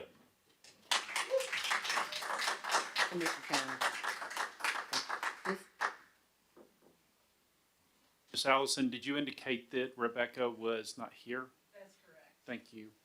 Amanda Gilbert? Amanda Gilbert had to leave, so I'm gonna take her time if I can. My name is, can I do that? No, that's not, No. it's not allowed in our rules. Well, I mean, she had to leave, she had to go, she left at 7:45 a while ago, so, I mean, I would like to speak, I have property right across the street from this place. Mr. Parliamentarian? He can't replace, Ms. Gilbert, but it's Take his at the time. discretion of the chair. If the time remains, he can be added at the discretion of the chairman. All right, let's, If there's other people that have already Yeah. signed up ahead of him. let's sit back down, sit back down. We He's the will, last one. He's the last one. is there, There's no one else. How I'm much time sorry. is left? Is there nobody How else? much time's left? 10 minutes. 10 minutes. Yes, I'm sorry. I thought there was another person to speak up. If Thank you- you for being I flexible. want to thank y'all for letting me, I have a job and it was hard for me to get here, I got here at 6:08 and she was already gone. We gotta have you your would, My name. name is We Harvey gotta have your Clark, name and, ma'am. we Sorry. gotta have your name and address. Yes, sir. My name is Harvey Clark, and I live at 2211 High Falls Road. I have the 20 acres that is on High Falls and Musgrove. I have that whole corner. I'm gonna have an airport with airplanes flying over my house on one side, and then you're gonna build a data center. I can pull you a picture on my phone where I had my neighbor take a picture standing in my front yard looking through this 25-foot of whatever blind where you can see me clear as day. Why do we have to have these cuts coming off of High Falls Road and McDonough? Why can't they come off of 16? Y'all are going to destroy y'all. And just like the man that was up here a while ago, and he said it the very best. Y'all have destroyed just land and land. I did 7 years in the Marine Corps. I'm a PTSD sufferer bad. I had to get out of Decatur and get away from people and get out in the country. That's the reason I bought my property. Now I've got to deal with all this, and then when I come up and ask if I can do anything with my property because you're going to have aircraft and a data center across the street, I'm told I can't do anything. So I guess I'm going to have to do like that gentleman, just put my place up for sale. But I stand here opposed against the data center. You've already got one right up the street. Why do we need two? Thank you very much. Thank you. Mr. Chair, that's all who have signed up. Okay. Did Stephen still have enough? No, He did not. Okay. All right. we gotta come out of public hearing. Yes. Motion to come out of public hearing. Second. I have a motion and a second. All those in favor, please signify by raising your hand. 5-0. We're out. Mr. Allen? Yes, so though the two items were combined in a public hearing, you obviously need to consider them separate for votes. We're going to focus just on the rezoning for a minute and get to the more technical design elements of the data center itself with a special exception. So with the rezoning, as Mr. Jones said in his presentation, this is right along the Highway 16 Arthur K. Borton corridor. This has been planned for years. The pieces on either side of AKB to be light industrial and tech uses. This conforms to the employment character area, which is all along that highway up until the Butts County, Spalding County line, so it conforms to the future land use map. So this complies with everything in your code as far as changing the zoning to C1C. I do have a couple of comments about the approval conditions. Granted, the DRI, the number one here, obviously there's not a DRI at this point, so we're gonna strike that. I don't agree with Mr. Jones's thing about number two. Property shall be rezoned to C1C only for uses compatible with the employment character area, new airport area. By virtue of you approving this rezoning, it would have to comply with the character area and airport anyway. So it's really you know, Does a needs to be in data there. center meet that requirement though? Yes. Okay. So it's not really boxing anything in. You couldn't have C1C just sitting there and it not be compatible with the employment character area. So you kind of have to have that. All Spalding County code standards for data centers should be complied with as of data application filed. I don't have a problem with that, although most of his concerns, with the new code versus the old code have been suggestions they had themselves, like a closed loop water system, so on and so forth. 4, all airport overlay zone height restrictions should be adhered to. Number 5, all county buffer and landscaping requirements should be adhered to. These approval conditions, again, are a lot more general than the special exception. Number 6, area between stream buffer and eastern property boundary shall remain as an undisturbed natural area. Number 7, I'd like to strike out because I have a more detailed approval condition for that in the special exception concerning the buffer. Number 8, area between stream buffer and western property boundary shall remain as undisturbed, and that's per the new plan they provided us last week. And then the existing slopes along the shoulder and rights of way shall remain as is. As I said before, this is in that employment corridor. This is not forest land on this property. This is not farmland on this property.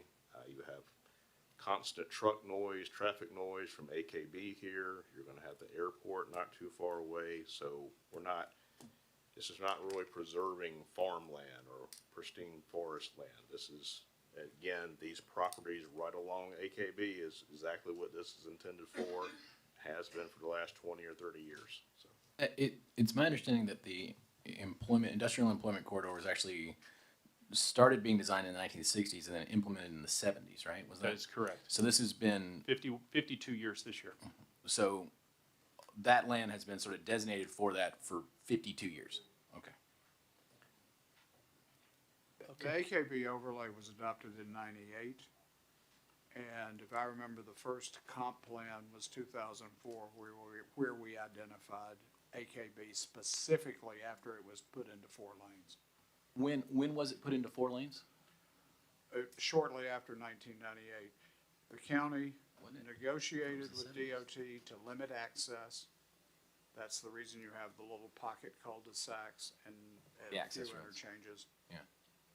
And then we already had AKB in as it was being widened to a 4-lane. And they, GDOT has said that they're not gonna allow any more curb cuts on 16, right? Like, we That's can't. correct, and that's included in the AKB ordinance. Okay. Ms. Gwen, did you have a comment? Yes, I just don't even know where to start. Okay, so under C1C, there is a multitude of things that could go in that spot that I think would be horrific. One of them is the fact of you could have outside storage. I'm Correct. totally opposed to there being outside storage. Agreed. So I have a problem with changing that zoning without it being a data center. Yeah. You know, I'm not sure I don't want a chicken farm or a paint factory or whatever, but I have a concern with that, and I think that there needs to be a guarantee and a time frame. I mean, you know, we could sit here and pass this today, and like so many other things, it could be 10 years before anybody wants to do something. I don't want to have that sitting, and I don't see that written in here. There's nothing in here about that. Like a reversion? Like, Yeah, if it's at the not end of this. 3 years, if this is not, we're gonna revert the zoning back. Okay, so that Is being that a thing we can do? A zoning, excuse me, a zoning reversion is going to be deemed a zoning action, which means that a zoning reversion, if you made a decision to zone it back, would have to go through the exact same processes and procedures as were in place to zone it, or whatever procedures may be in place at the time you decided to do the reversion. The other problem you have with this property is that it is being specifically proposed not only for zoning, but with the special exception for the data center. But that doesn't mean the data center has to be built. That's what I'm saying. So then you have property that is zone C1C, which is an intensive commercial class. But with the condition that it can only be a data center. That's, if you impose that condition, then yes, then you've limited that. So I ride by that piece of property, a lot, not every day, but a lot. And over the past 6 months, it's been pretty much clear cut, which, I mean, it's somebody's property, they have the right to do that. But I have to challenge that, and I'm looking at the little map that you showed us. The property that is on the westernmost side, looks like there's a house, a residence, right next to that property. Is that correct, based on the map? There are some, yes, ma'am. Yes, we can. So I can't tell you if it was 1 year, 2 years ago, I came and sat here and talked about the fact that on the backside of AKB is a residential zoning. And in my mind, I don't really see how that will work, because it is residential zoning. So what do we do on the other side that benefits the residents there? Do the trees that are left on the westernmost side, I could probably look through my shirt and see less than if you look through that. So that's not a buffer at all. You guys know that I'm that person that if your development is facing a residential property, I want that buffer. I want that 10-foot tall buffer, and I want trees above that. The On all residents sides. should not be able to see it I agree. at all, and I don't see that in here. The other thing is we've required mostly everybody who has put a development on that's adjacent to a Spalding County road to have sidewalks. If you're building, so that means that there needs to be a sidewalk, which I don't see that, down McDonald Road and on High Falls Road. I think people would rather have more of a buffer than a sidewalk. Well, no, I'm saying that the sidewalk is in line with everything else that we're requiring people to do. So that is, whether people drive to work there or not, they need to create walkability because they're taking up the space. That's kind of where I'm standing. I don't see anything in there like that. We talked yesterday at, you guys weren't there, at the airport meeting about how we're having these large developers come in and they're not giving anything back to the community. They're not creating a passive park or a trail, or you have all this property. You have the ability to create something for the community that surrounds it. So those are the problems that I see with this. On Highway 16, yes, that's a huge berm. I would never be worried about that because of the elevation. But on McDonald Road, you can look right down through those trees and see everything. I don't know how they're going to do, but I don't see anything where they're saying they're going to put a buffer there. So if we're going to do what we did at the other data center, then we need to give the same protection to the adjacent properties and the residents that we would I want firm all the way around it. for anybody else. That being said, I still have some concerns about the C1C, because at the end of the day, somebody could be Putting anything up there. put anything there. And so, Yeah, I definitely think we should limit it to data center. if the data center is not there, and I don't know that we can say if it's not there in 3 years, if it's not there in 4 years, then I think it should revert back to its original zoning. What you would do is if the data center never develops, and many of these proposals for data centers are speculative. Correct. There's not a data center in line. I have no idea whether there's one proposed here or not, but what you would have the ability to do under your authority as the zoning authority of Spalding County is initiate a rezoning action back to what it was before, if you choose. That's not considered a taking or anything? Well, you've approved something that is not developed, and that plays into the theory, Commissioner, that plays into a taking theory. But you have the authority to initiate a zoning action back if you choose. All right? Okay. And as I'd I like to make told sure y'all, that you we were, put that in there somewhere. Yeah, because without standing that it's already been, that's like me saying, okay, But By the way. but it couldn't my word counts. automatically, but we could put in there, you know, we anticipate that this will start within 3 years or something, and, you know, development will start within 3 years. If not, If would not, you, the board will. You have certain time limits already in your permit process, that construction has to occur and LDP has to occur, so forth. Well, it And may what not is be that, one on David? LDP, but there, if you have a building permit, construction has to start in 6 months, I believe. Well, that's a variance. so, It's so, not in the special exception or rezonings. But I'm talking about the general building permit, David. If all right, somebody you comes two in to figure get a out how we Yeah. can do it, because we want something in there that says, at the end of 3 years, if there's not, we're doing something, Well, it could say essentially just that, and it's more of a putting them on notice and yes, less of a, that's, because we would have to take that action. It wouldn't automatically happen. yes, We yes, would I don't have to- any problem with that, but I want it written in there so somebody doesn't say, not ready to oh, do I didn't that. know you all could do that, you know. Mr. Chairman, would you be opposed to us tabling this until the things that we've discussed are addressed? No. I don't wanna make a decision and then come back later and say, oops, because there are some other issues that, that we did at the development up on Spalding Street or High Falls that we didn't do on this end. Yeah, and I'm worried about that too. Some too. like the acoustic walls. We did, that- yes. There's Sound, there's an roofing. acoustic study, but I don't want an acoustic Yeah. study. We know where the sound's going to come from. It's going to come from the Generators. Generators. We should And we want to require be able to 20-foot put those up too, acoustic to be able to, barriers. I was thinking. Now we could add those tonight, but Just I was- bear in mind, the special exception conditions are a whole lot more detailed and talk Yeah. about some of the things you were talking about. But again, they say, like number 14 says, an acoustic/noise study is required, and that's not what we required for the other one, which were Right. 20-foot. Mine are better than this.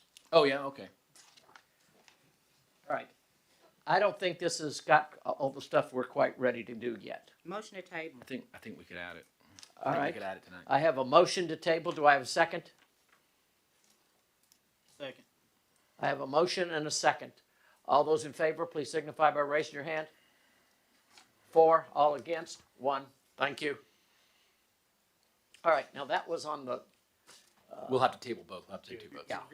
You've just voted on the rezoning, or table the you got a motion, rezoning. second. You need a separate. do I have a motion to To table? table application 25-08S. I think that's the zoning. It's, wait a minute, hold it. Which number is it, 6 or 7? You just tabled 22Z, now you're on to Okay, 08S. so you're right. You're right. Okay. So, Mr. Chairman, I'd like to make a motion to table application 25-08S.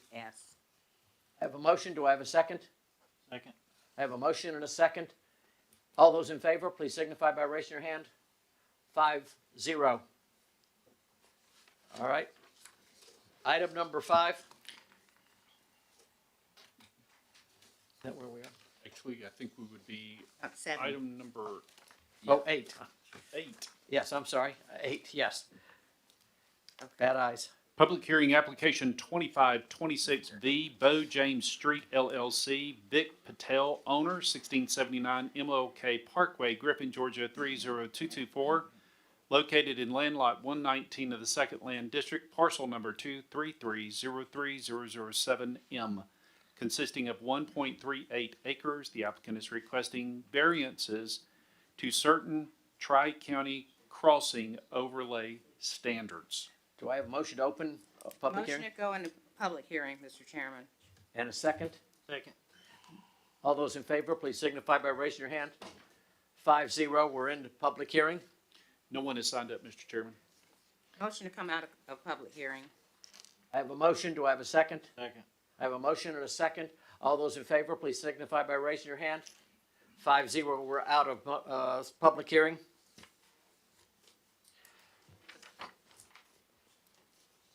We at 9? Yes, sir. Application 2526V, Bo James Street LLC, Vic Patel, owner, 1679 MLK Parkway, Griffin, Georgia, 30224, located in land lot 119 of the Second Land District, parcel number 233-03007M, consisting of 1.38 acres. The applicant is requesting variances to certain tri-county crossing overlay standards. What are they? What is he? Yeah. Sorry? What does he want to vary? Well, there's certain things in the tri-county where you have to have, the building right up near the road and some other things like that with the actual, It's a weird lot size, so. yeah, and the actual building materials. Like I said, this is next to the Zaxby's at the corner of Moreland and Highway 41. Just like Zaxby's had to do, because Zaxby's and all their national chains are a template as far as their building materials, layout, so on and so forth. Dairy Queen's having to go through the same process due to the fact that the stores have a certain look, certain layout that they have to follow. Are what they're asking for, effectively the same that the Zaxby's was asking for? Yes, sir. Are they gonna have their own entrance on on 1941? Yes, there's already a right in, right out right there already. They would utilize that and then have interconnectivity There is? between them and Zaxby's. I thought there was a sidewalk there. Your recommendation? Approval, the variance. Okay.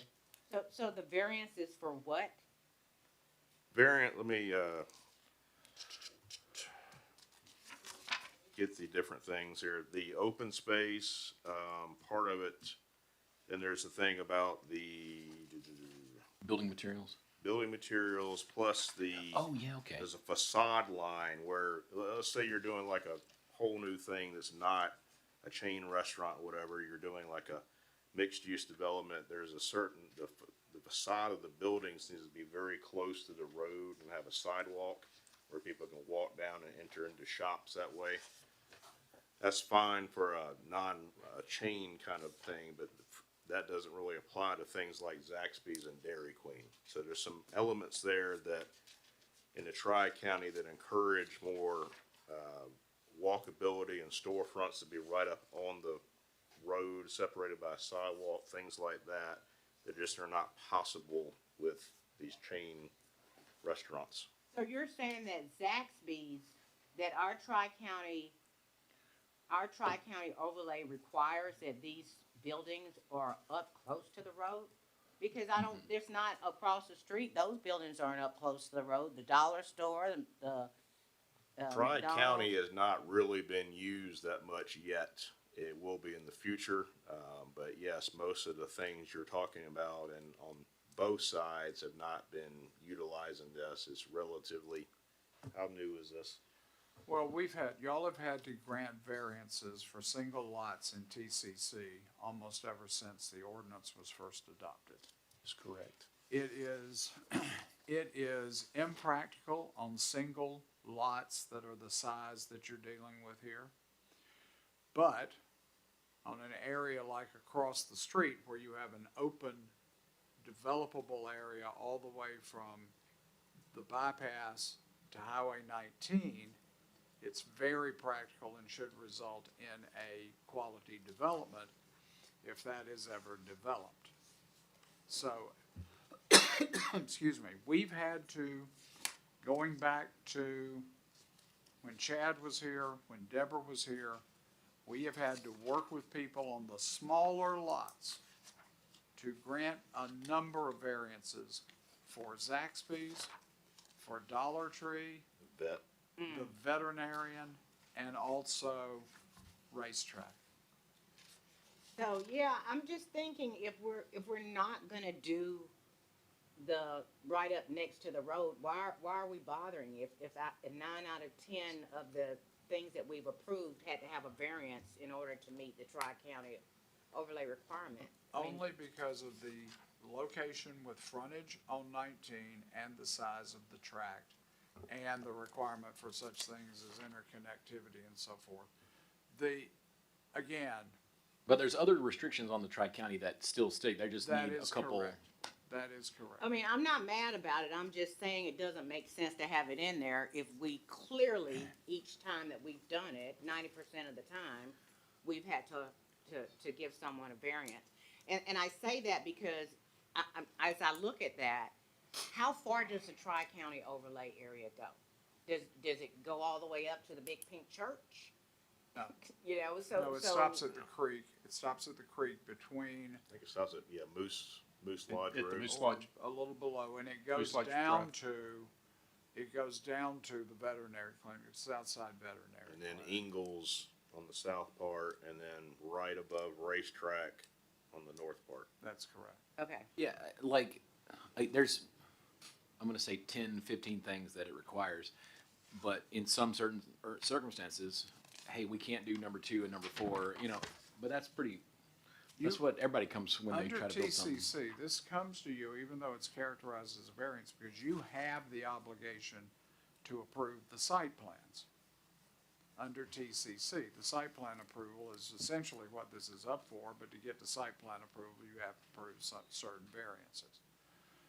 Now, like I say, if we could ever get a consolidated, comprehensive development from 19 over to the bypass, TCC should work very well.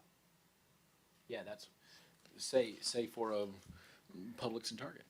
But that property has been listed and had, well, let's just say there are disputes internally with the owners of that property that have prevented it from being able to come forward with a comprehensive plan development for that tract. Well, those tracks, there's several that are over there. Do I have a motion to approve? Motion to approve, Mr. Chairman. Second. I have a motion and a second. Any more discussion? All those in favor, please signify by raising your hand. This is the same Fine. owner of the other 2 Dairy Queens, right? I think it is, yeah. They do a good job. My kids love it. Okay? Mr. Chairman, number 10, Tri-County Crossing Overlay. Wait, you have 2 okay, you're calling the second one now. Yes, sir. Okay, sorry, No worries. okay. Mr. Chairman, number 10, Tri-County Crossing Overlay District Review, Bo James Street LLC, owner 1679 MLK Parkway, Griffin, Georgia 30224, located in land lot 119 of the Second Land District, parcel number 233030007M, consisting of 1.38 acres. Per section 2206B, review of site development plans for a proposed restaurant is required. So this goes hand in hand with number 9, the same property. Pretty much what I analyzed in the staff report for this one reveals to you what needed the variances for the last item, which you asked about. And again, it's building materials, it's that building lines at the front. Likewise, going with that is, and there again, this is for a non-chain type of development.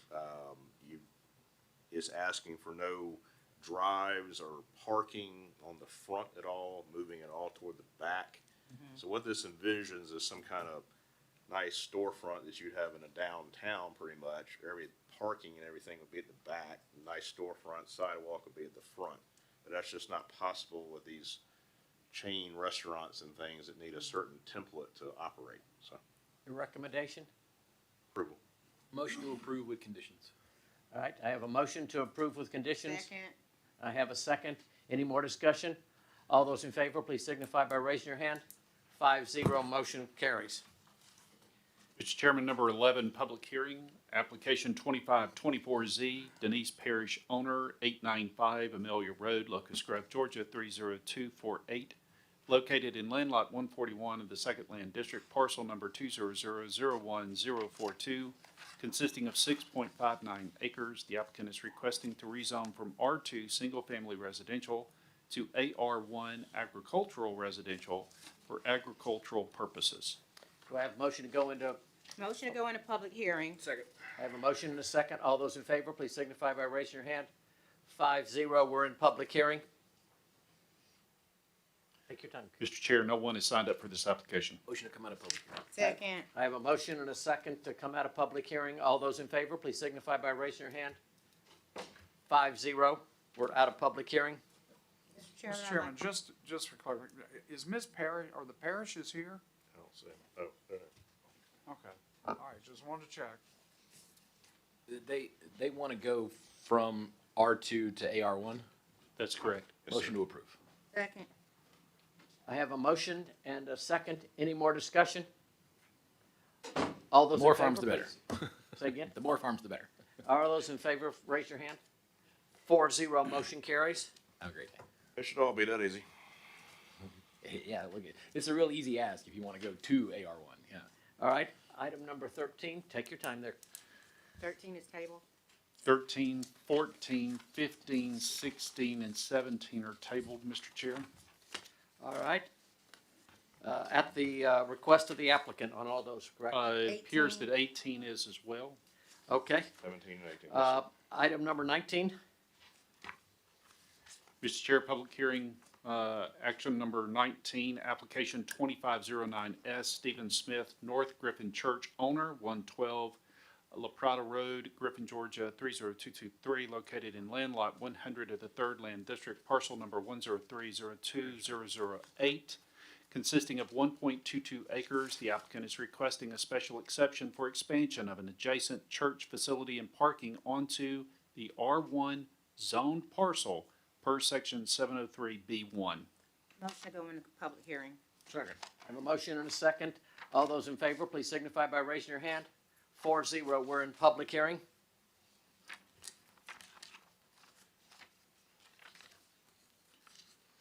Mr. Chair, Mr. Curtis Johnson is here to speak. If you would state your name and address for the record, please. Curtis Johnson, 76 Arborview Drive, Williamson, 30292. And just wanted to speak to it. I wasn't here in the last meeting, but we're just wanting to expand our church, which is a good problem. And we've been able to purchase the property next door and have turned in a site plan for it, which it may or may not be that one, but we wanted to make sure we could do it when we bought the property, and wanted to consider the exception permit. Nobody else? So, sir. Okay. Motion to come out of public hearing. I have a motion and a second. All those in favor, please signify by raising your hand. 4-0, we're out of public hearing. Staff recommendation. Mr. Allen? So as Mr. Johnson said, the church right now is at 108 La Prade or La Parade. Did I butcher that? La Prada. La Prade, okay. They want to expand on the lot they purchased next door at 112 La Prade to expand their parking lot and also put in a new detached building to the property. They meet all the different physical conditions of a church or church expansion that I outlined in the staff report for you. So staff does recommend approval for this. Motion to approve. Second. I have a motion and a second. Any more discussion? Are two with conditions, condition. staff. With motion to approve with staff recommended conditions. Second for the conditions. Okay. I have a motion and a second with staff recommended conditions. Any more discussion? All those in favor, please signify by raising your hand. 4-0, motion carries. Mr. Chair, item number 21, public hearing, application 2510S, Alex Marlowe, Kayleen Marlowe, Nick Marlowe, and Susan Marlowe, owners 90 Beasley Road, Griffin, Georgia, 30223, located in land lot 30 of the 3rd Land District. Portion of parcel number 267-01024, consisting of 5 acres. The applicant is requesting a special exception to build a barn dominium on the AR1 zone parcel per section 503B25. Motion to go to public hearing. Second. I have a motion and a second. Any discussion? All those in favor, please signify by raising your hand. 4-0, we're in public hearing. Mr. Chairman, no one has signed up to speak for this application. Motion to come out of public hearing. Second. I have a motion and a second. All those in favor, please signify by raising your hand. 4-0, we're out of public hearing. Mr. Allen? Okay, so this is the first of 3 barn dominiums you will hear tonight. They had it rezoned several months ago to AR1, which allows the barn dominium. They have met all the requirements. There was a revised site plan provided after the planning commission meeting back in July, as well as a revised architectural elevation showing there's a portion of the bottom where it shows a stone layer, which was not there before. So that complies. We have a list of barn dominium styles at the Community Development Office. Those are appropriate and approved, and those are not. It meets the requirements of those drawings we have at the office. So staff does recommend approval of the special exception for the barn dominium. Motion to approve with staff conditions. Second. I have a motion and a second. I have a question. Yes. On the piece of property that's got the star on it, there's a residence on it already, right?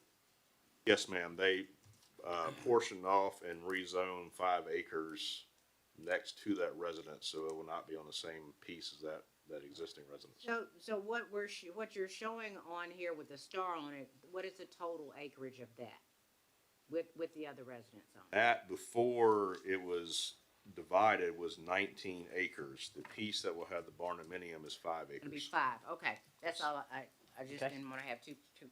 So, did you have a motion to approve? We have a motion and a Okay, second. that's all I had. All right. All those in favor, please signify by raising your hand. 4-0, motion carries. Mr. Chairman, item number 23, public hearing application 2511S, Jeremy and Joanna Lang, owners 2020 Amelia Road, Griffin, Georgia 30223, located in land lot 108 of the Second Land District, parcel number 205-01015, consisting of 21.83 acres. The applicant is requesting a special exception to build a barn dominium on the AR1 zoned parcel per section 503B25. Motion to go to public hearing. Second. I have a motion and a second. All those in favor, please signify by raising your hand. 5-0, we're in public hearing. Take your time, take your time. Get your stuff ready. It sounds like you're hurrying him up. That's what I'm sorry. I'm actually good with that. I didn't mean that. Mr. Chair, we have two people signed up to speak this evening, and it's Jeremy Lang and Joanna Lang.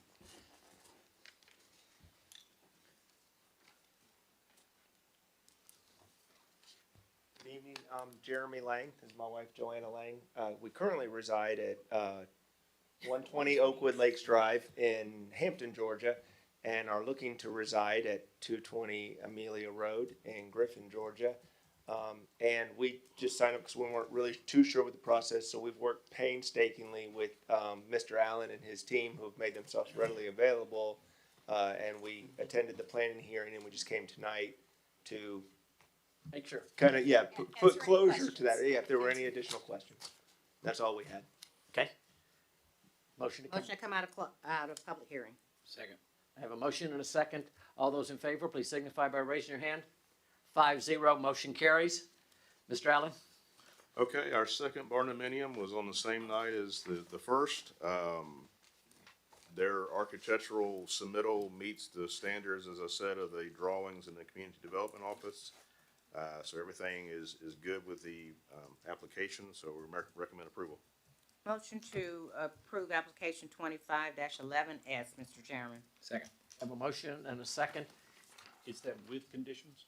With conditions, you said. Yes, My second sorry. was with condition. And his second was with You just couldn't conditions. hear it when we said Thank you. Just before we go on, it's amazing how Georgia is moving out on barndominiums, and specifically how our county is starting to move towards that. I was talking Love with some the other idea of it. commissioners in other counties, and they said, what? We're not even talking about it. We don't even know, I don't think we have anything even written up on that. All right. In discussion, I do want to just make sure that the applicants know that there's a gun club very nearby. So I don't want y'all coming back later and be like, I hear gunshots all the time.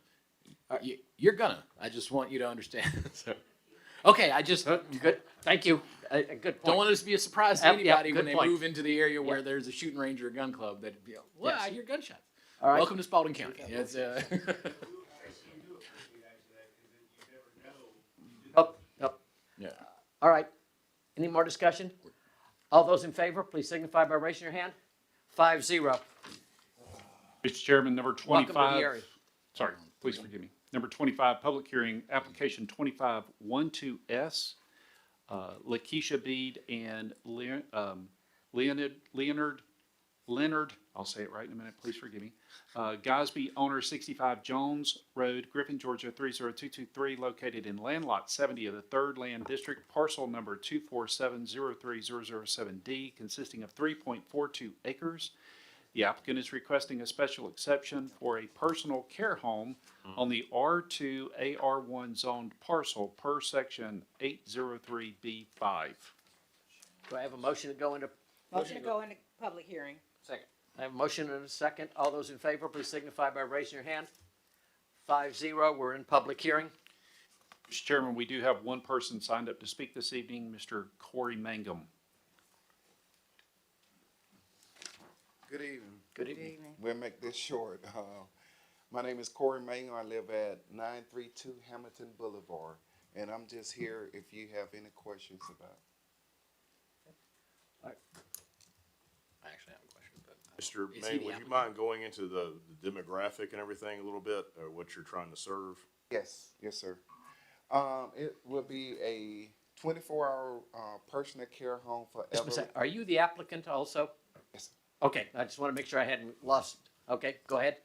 It is a 24-hour personal care home for elderly. No more than 4 people would be residing in there. We will provide health care. We will provide food, shelter, all of the activities and anything that they would need on property.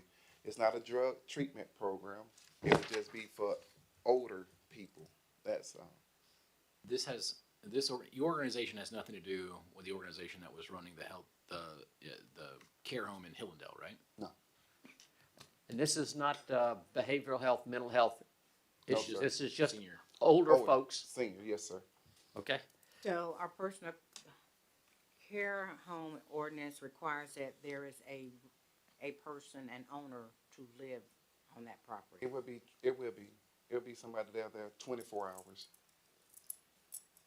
But that means it's supposed to be someone as a primary, Owner. that is their primary domicile, right? This is not a worker. This is an owner. Yes, Okay. Okay. yes, sir. All right. Yes, sir. We gotta come out of Come out of public hearing. Motion to come out of public hearing. Second, I have a motion and a second. All those in favor, please signify by raising your hand. Thank you. All right. Mr. Allen? Yes, sir. So I have outlined in the staff report there the specific personal care home requirements on page 1,234. Minimum lot size, 3 acres, it meets that. Minimum house size for no more than 4 residents, 1,750 square feet. It has over 2,400 heated square feet. The other requirements, C, D, and E, the Americans with Disabilities Act, the Department of Community Health, certificate of inspection and approval by fire, they will have to do prior to getting final approval from us if the rezoning or the special exception is approved tonight. So I do have that as an approval condition that those items C through E be met after approval and before they get a CO or an operating license to do the care home itself. And your recommendation? Approval. Okay. Motion to approve with staff conditions. second, I have a motion to approve with staff conditions and a second. Any more discussion? All those in favor, please signify by raising your hand. 4. All those opposed? 1.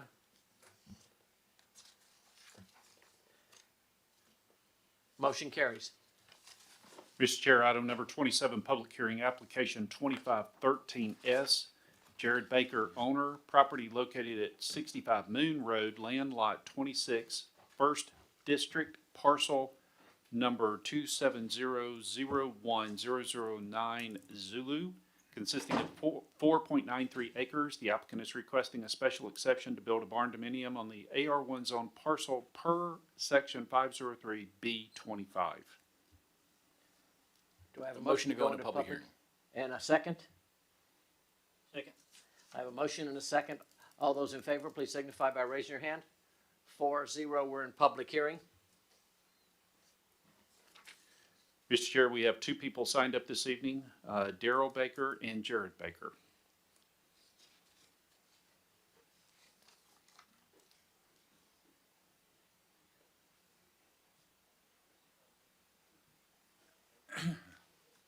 My name is Daryl Baker, 165 Haddock Point, Brooks, Georgia. 30205, I'm agent for my son. I actually am in commercial real estate, commercial construction. I'm one of the principal and owners of Randolph Williams Commercial Real Estate out of Peachtree City that does business here in Spalding County and in Griffin. My son purchased earlier, I guess, or last year, 65 Moon Road. We will be back before you the end of September for a variance for, the barn dominiums are required in Spalding to be 5 acres. He's 7/100ths of an acre short, 3,000 square feet. It was recommended Tuesday night at Planning Commission to approve the offset. But wanted to just touch base. Barn dominiums are becoming, especially in the state of Georgia, a probably one of the most preferred forms of housing there is. Matter of fact, the Association for General Contractors of Homes are saying that in the state of Georgia right now, roughly 20% of all building permits are for barn dominiums. So it's coming, especially in jurisdictions like Spalding County that has a lot of rural land. It's becoming a preferred home. These are not cheap homes. Matter of fact, Jared's home will be steel frame. And these homes run between $150 and $350 a square foot. Matter of fact, there's 47 lots, I believe, on Moon Road where he is building this house. And of that, he will be one of the 3 largest homes. His home, the barndominium he's constructing is, with porches and covered porches, is around 7,400 square feet. He's using only 3% of his lot though for this. You have increased setbacks for barndominiums. He meets those. He meets the criteria for the finishes and the requirements. I believe he meets all the requirements for the barndominium, with the exception of the acreage, and we'll be back to you September 25th on that. And we're here to answer any questions you may have. Motion to come out of public hearing. I have a motion to come out of public hearing. Second. And a second. All those in favor, please signify by raising your hand. 5-0, we're out of public hearing. Mr. Allen? So, staff does recommend approval for the special exception for the barndominium. It does meet all requirements. As he said, being 3,000 square feet shy of the 5 acres, the planning commission already heard the variance on that, 2 nights ago. They recommended that for approval. This board will get that on September 25th. So my conditional approval of the special exception is upon getting the approval for that variance, which I don't see as being a problem. Motion to approve with staff conditions. I have a motion to approve with staff conditions and a second. All those in favor, please signify by raising your hand. 5-0, motion carries.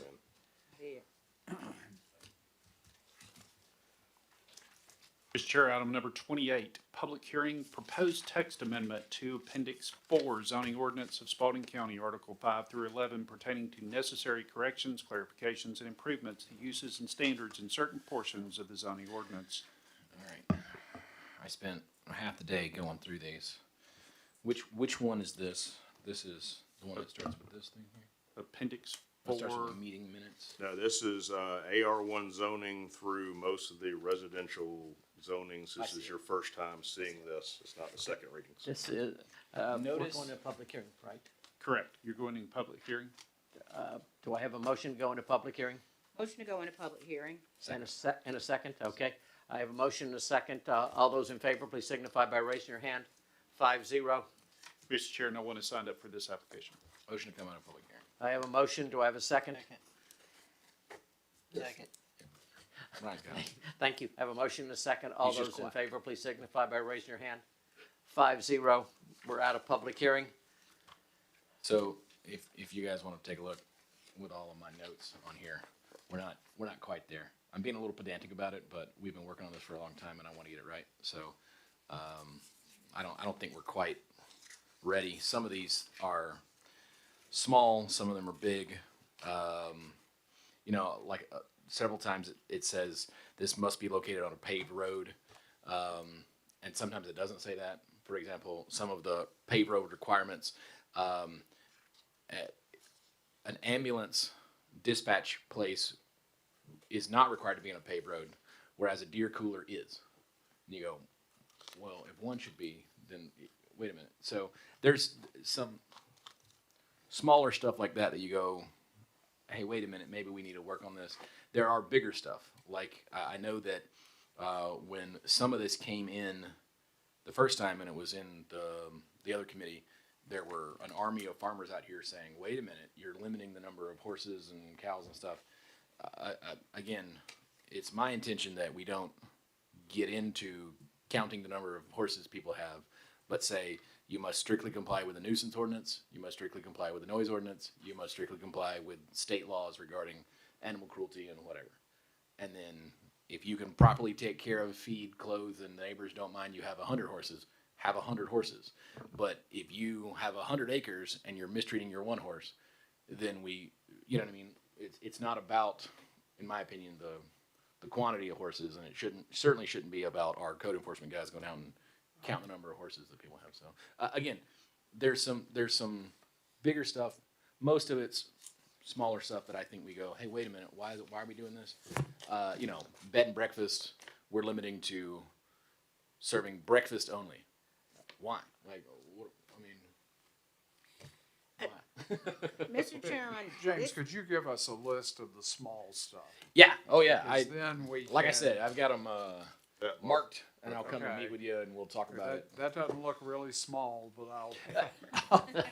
Well, some of them it got to like I realized I was repeating it in each one, Some and may I be went, hey, let's repetitive just in the districts, that's yeah, correct. yeah. Okay. Commissioner Mr. Ford. Chairman, I just wish we could, as a group, sit down and walk through these ordinances. I cannot tell you how important it is, especially for newer people, to know what the ordinance was, why we're changing it, That's not a bad idea. and what it's gonna be. And it's not fair, because I tried to ask David to let me take this book home, and he told me I could. But it's not gonna do me any good to read through this whole book, or for you to read through this whole book. Unless we're doing it if together. everybody and- doesn't understand. This may take some time, but I think we just need to bite the elephant a You bite want at to a talk time. about workshop? Right, we need to, everybody needs to know where we're going from and why we're changing it, and then that way David can explain the nuances of it. Because it's just not fair to make James go through all of this, and even though he tries to explain appreciate to us what we're doing, I don't know about them, but I have, yeah. Okay. So yeah, All right. we Do we all have need motion do to it. table? Motion to table, And Well, we need until to- we have, and actually, can we do a workshop at before our next meeting about this, and then bring this back up on what, the 25th? let's, you won't be here. Yeah, neither will I. It's okay. in I trust September. We could do it on the next meeting. Well, we could do it on the. What I want to do is When is bite this That's October. bite this animal. Spend an hour or two at a time, because that's for the new people. This is A lot. it's a lot to get and understand. So what I'm thinking about is we'll start doing some bang. Here's 2 hours. That's all we're going to do. And at the end of 2 hours, we're done. If David's still got stuff, that we're done at 2 hours. And That's at the very least, that'll give you the Something direction to work of. with, so you'll know what we're And some of doing. these are copy and repeats, like the Airbnb and the B&B issues are in all the different, you know what I'm saying? So once you create it one time, it'll be. AR1 is very substantial. When you Yeah. get into R1, R2, they all sound the same. Yep. Except Yeah, for most except of for mine the are house on size. the. I have to admit, I thought it was just I thought you just copied it over and stuck it again until I realized, oh no, I understand. Yeah, how there's this AR1 and then there's AR1A. I was like, oh, this All is right. the second printing. It's not. How many do we want to table? Well, we gotta have a second. She's got a motion, but You need a second on We're, that. we're in public hearing, aren't we? No. No. We never Okay, had no, it. okay. yeah, we've already come out of public. So my motion is to table the rest of the agenda except for item number 9, because that is the only thing that really does not deal with, that's a second reading item. The other second reading items are the others, or the other Yeah, ordinances. since we're the applicant, can we do it as a block, or do we have to table each one individually? So item 30 is where you are currently. That's a part of new business. And then we so- go into old business. So you would need to table this one independent and then go into the next. I would like to make a motion to table item 30, which is a text amendment to Appendix 4 of the zoning ordinance, until we have our first work session, and then we'll move from there. Okay. I have a motion. Do I have a second? I have a motion and a second. All those in favor, please signify by raising your hand. 5-0, motion carries. All right. And now, Mr. Chairman, in terms of old business, I would like to make a request that we table items 1 through 8. I think the solar's ready, unless you want to table it. Well, I didn't see in the new solar stuff about how someone can put up a solar panel in their backyard. Cause this is kind of where we started out. If you're a Sun City, or if you live on College Street and you just wanna have a solar panel for your pool, you can. And I thought that was what we said we wanted to try to do. So that's why I said let's include it, because we can talk through it with him. Everything else I agree with, but we missed the mark on the original reason why we started doing this was because some people wanted to be able to put a panel up in their backyard. All right, so all the way through 13. All the way through, is it 13? Yep. And then. Or 14? 14. That's fair. Okay, that'll be fine. My motion will be. Anybody dying if we do that? I mean, anything So I would just say, other than causing you all a heart attack? yeah, on the solar it does, is this has been around unchanged since May. The articles 1 through 4, which have been seen, reviewed, and approved, have not changed either, so it's kind of important to get those moved along for some of our processes, like special exceptions and different things. So. Okay, we understand. This is raise the bar, and it takes us a while. We don't deal with it. Okay. We want to get it right. So, we're taking out all the way through 13, Yeah, we're effectively tabling everything else. all of What the about areas. 14? So, You- I have a question. The way the motion was presented was motion to 1 through table 1 through 14. Okay. So, Don't have a second. let me just ask you guys something, Mr. Chairman, if I can. These items 9 through 14 are not ordinances. They're just second reading how on it always- rezonings No, that we. they are ordinances to approve your rezoning. We've been working with staff. This is like a resolution. That is correct. Y'all Yes, have ma'am. approved these on first readings. Remember, Okay, so that's what I'm saying. Couldn't we just approve those on second reading so that Then we get, That is- then you want that is to table correct. that to 8? You're withdrawing your. I'm withdrawing my we motion. got to withdraw the second. Whose second was it? if I could talk about. Wasn't a second, okay. If we could talk about the second readings just for a second before Okay. y'all vote. Okay. What, y'all may or may not realize that we discovered that rezonings were not being converted into ordinances to go into the ordinance book. I have been working with Eva to do and teach her what Cindy McDaniel used to do in drafting the ordinances. Now, we are ready for approval of 13 and 14. I've worked with Eva, those ordinances are in shape, those are ready to be adopted on second reading. The others we still have review on because they involve multiple parcels and came up later. And as I told Stephen Jones tonight, I would prefer for us to get it right rather than have it voted on and wind up in an ordinance book without being accurate. For example, Commissioner Flowers Taylor, that barn dominium, we discovered that if your motion had stayed from the way it was the first time, instead of rezoning 5 acres, you would have rezoned 19. We caught that, we've revised that in the ordinance. Eva's got the legal description now corrected, which was different than what was originally submitted. Those are the things we're trying to catch, and we both Eli and Eva are working with, principally with me, though David's aware of it, in terms of how to draft these ordinances. So 13 and 14 are ready, they are final and ready to be adopted on second reading, and we should be able to go ahead and knock those out. So, Mr. Galloway, your recommendation is to table 1 through 12? Yes. Well, not, I'm talking about the second readings Of rezonings. on the rezonings. Yeah, so 13 and 14 are ready, so let's table them. So my motion would be to table items, on the consent agenda, items 1 through 12. until they have been either approved by planning and zoning as being ready, or until we workshop the ordinance. I have a motion and a second. Any more discussion? All those in favor, please signify by raising your hand. 5-0. Mr. Chair, we're at number 13 at this point, second reading of ordinance for rezoning for 1121 Amelia Road, Daniel and Amanda Gilbert, 1121 Amelia Road, Locust Grove, Georgia, 30284, located in land lot 149 of the second land district, parcel number 200010004B. No public hearing required. All right, now, let me make sure I've got this, Newton. These are things we've already done. Yes. You're writing them up to make sure that administratively, they're all correct to put them in there. That is correct. Okay. All right, do I have a motion to approve? Motion to approve. And a second. All right.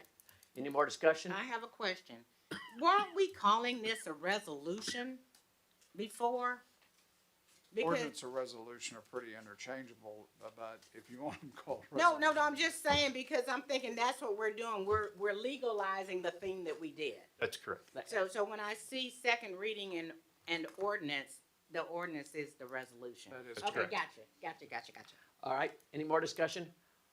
All those in favor, please signify by raising your hand. 5-0. Mr. Chair, number 14, second reading and ordinance for rezoning for 100 Beasley Road, Alex Marlowe et al., 100 Beasley Road, Griffin, Georgia, 30223, located in land lot 30 of the 3rd Land District, parcel number 267010024. No public hearing required? Motion to approve. I have a motion and a second. Any more discussion?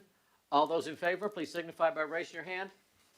5-0, motion carries. We've already done the executive session. And That's if correct. if I could make one more comment, we are having a session next Friday to review what's happened related to whether we've lost track of ordinances, whether we've not recorded them correctly. And one thing I have concern about is that Muni Code is not codifying the changes that they are getting. So we will also look at, are we sending them down there? You're about to pass the equivalent of a new ordinance that will dramatically change what's on Muni Code if they codify it. But yet, nobody's gonna know it's been changed unless they go back and look up at the list of ordinances that are not yet codified. We have ordinances that have not been codified that you passed in 2023. So, what does that make us, illegal or what? No. No, that just means that Muni Code sucks. No, it Oh. just means that they haven't been codified into the code. Do you remember on the North Talladega property where people stood up and said, this can't meet the requirements for a variance? Well, we had approved revisions to procedures required by House Bill 1405, which says if you have a rezoning and you have a variance, it's treated as a rezoning together, okay? It's not a standard variance. That ordinance is on Muni Code, tucked away in a section of ordinances that have not yet been codified. So somebody looking, the people who spoke, credibly looked at the code, identified that this variance was supposed to meet the standard variance criteria, without realizing there was a newer ordinance that we had to adopt to comply with new legislation. It changed that. So that's another thing that we're gonna look at. If anyone wants to have fun at that meeting next Friday, it's Friday morning, and we're gonna look and see what's happened to how we document and record the ordinances and maintain them as you change them. What time you gonna play that? 9 o'clock. Isn't it 9 o'clock even? Isn't that the time I set? 9 o'clock. I'll come and get a headache. Okay. All right. That's everything, right? Tom? Yes, sir. All right. Comments from commissioners? Anybody got anything? I'm speaking tomorrow at Dragon Con about digital surveillance and the school zone cameras. Cool. I'm excited. Cool. Okay. Mr. Chairman, I would just like to say, Smalls, you're killing me. Okay? Let's go to bed. County manager, any comments? No, sir. Thank you very much. All right, last call for you two. All right. do I Motion have- to adjourn. I have a motion. Do I have a second? Second. All those in favor, please signify by raising your hand.